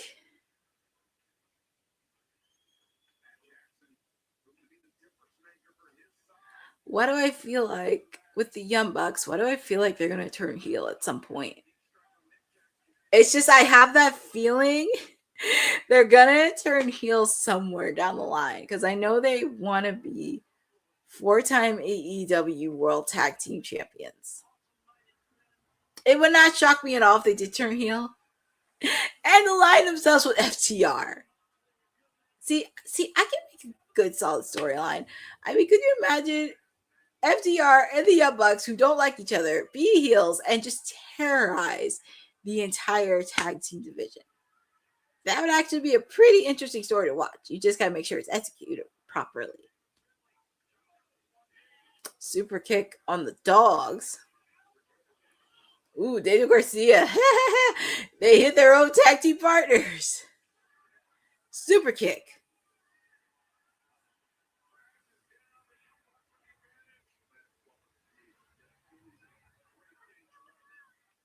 Look at Marina Shafir. She's like yelling at Daniel Garcia, like, what are you doing? Wheeler Yuta came for the save.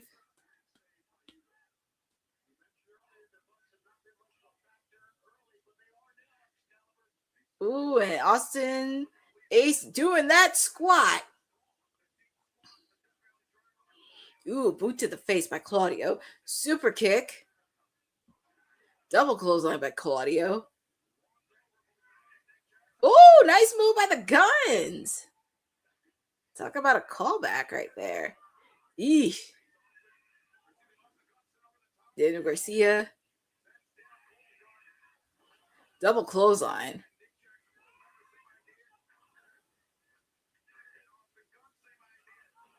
Man, it's like this match is so much chaos. And I like it. So much high energy. And it's funny, some of these people we saw during the match, we saw earlier in the night. I mean, obviously we saw the Death Riders, but we saw the Dogs and the Young Bucks earlier in the night during Orange Cassidy and Dax Harwood's match.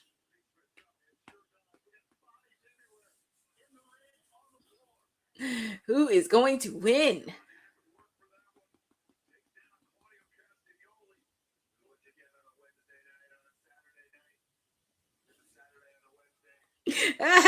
Moxley's like, it's Saturday on a Wednesday. That's the best way to describe it, Mox. Punched by Wheeler Yuta and Ace Austin. I would like to see Ace Austin be in the Continental Classic later. I know I'm jumping ahead to the Owen Hart Cup, but there's many people that I would like to see in the Continental Classic later this year that have had a very strong showing. Triple super kick on the Wheeler Yuta. I love it.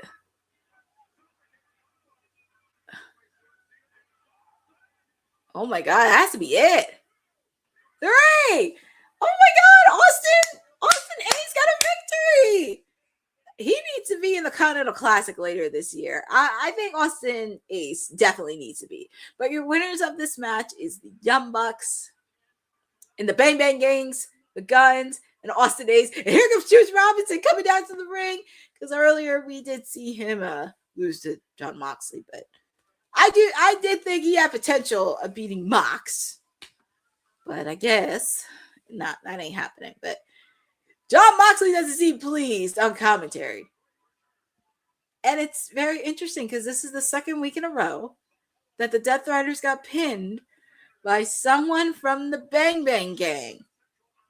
Second week in a row. Interesting. Very, very interesting. Very interesting, and this is something you got to pay attention to. And it's so cool. Last week it was Juice on Collision. Ooh, and we have a 10-day tag team match. Edge and Christian, Young Bucks, and Orange Cassidy taking on the Dogs, Tommaso Ciampa, and FTR for next week on Dynamite. Obviously, of course, we have Darby Allin taking on Kazuchika Okada for the AEW World Heavyweight title. And we're supposed to get a contract signing for Double or Nothing, but depending on MJF, he's going to run away like a coward. But that wraps up our 3-hour edition for AEW Dynamite and Collision. Oh my! It was a fun time with all of you. But like I said, this is the second week in a row the Bang Bang Gang pinned somebody from the Death Riders. You got to pay attention to that, because that could lead into many layers that we'll probably get into the next couple weeks. But that wraps up Timeless Elite Wednesday with me. It has been a fun 3 hours with all of you as we go. We're pretty much on the road to Double or Nothing in Queens, New York. I mean, we do have some matches that were challenged, but we have to make sure if it's official. And so happy to be with all of you. It was a solid show. It hit some of the checkpoints that it needed to be. Very happy about that. And also, it gets us very interested in where we're going to be. Especially, we still don't know what's going to happen with Anarchy in the arena. But hopefully, we'll find out who's it going to be. Is it going to be the ladies? Or is it going to be the men? Who knows? Obviously, of course, with the Owen Hart Cup happening around the corner, I would not be shocked if they did make announcements of the Owen Hart Cup either before or during Double or Nothing. So that's another thing too, since they are on schedule for Wembley in August. But overall, it was a solid show. There were some nice matches, and it really carried out some stories. But we shall see what happens there. But thank you for joining with me on Timeless Elite Wednesday. It's always good to spend time with all of you. I know AEW not everyone's cup of tea, but I'm happy you guys are with me tonight. Shout out to Eddie Foster, Jeff Metterling, Jonathan Lamby. I just want to make sure I don't miss anybody. Saucy Irish Mama 62. This is her first time being on our watch along. I'm trying to see who else that I missed. Michael Vasquez was on the chat. I just want to make sure I don't miss. I just want to make sure I don't miss anybody.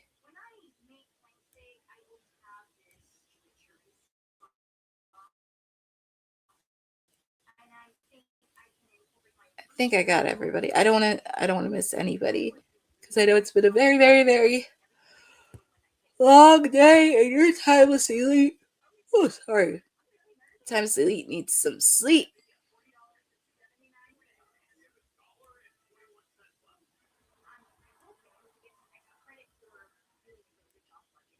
Oh, and Jordan McCluskey 891. Thank you for also joining with me. But your timeless elite, she's ready for bed. You know where to find me on socials on @Courtney and J11. Make sure to follow ISPW Wrestling. We just had our Golden Ticket Rumble last week, and we do have some shows this weekend. And next weekend, we have 80s Wrestling Con. So make sure to follow them on social. Shout out to the rest of the WWE team panel because we're all doing amazing things. But hopefully you will see them on Friday because we have bold predictions for Backlash this Saturday. And thank you all for supporting Women's Wrestling Talk, the #1 women's wrestling network on the planet. Have a great evening, and we'll see you next week. Thanks for joining WWT. Don't forget to like us on all social media platforms at WW Talk Pod. Like and subscribe on all video and audio platforms, like yesterday, my G. And check out our website at www.talkpod.com. Thanks for watching Women's Wrestling Talk, the #1 women's wrestling network on the planet.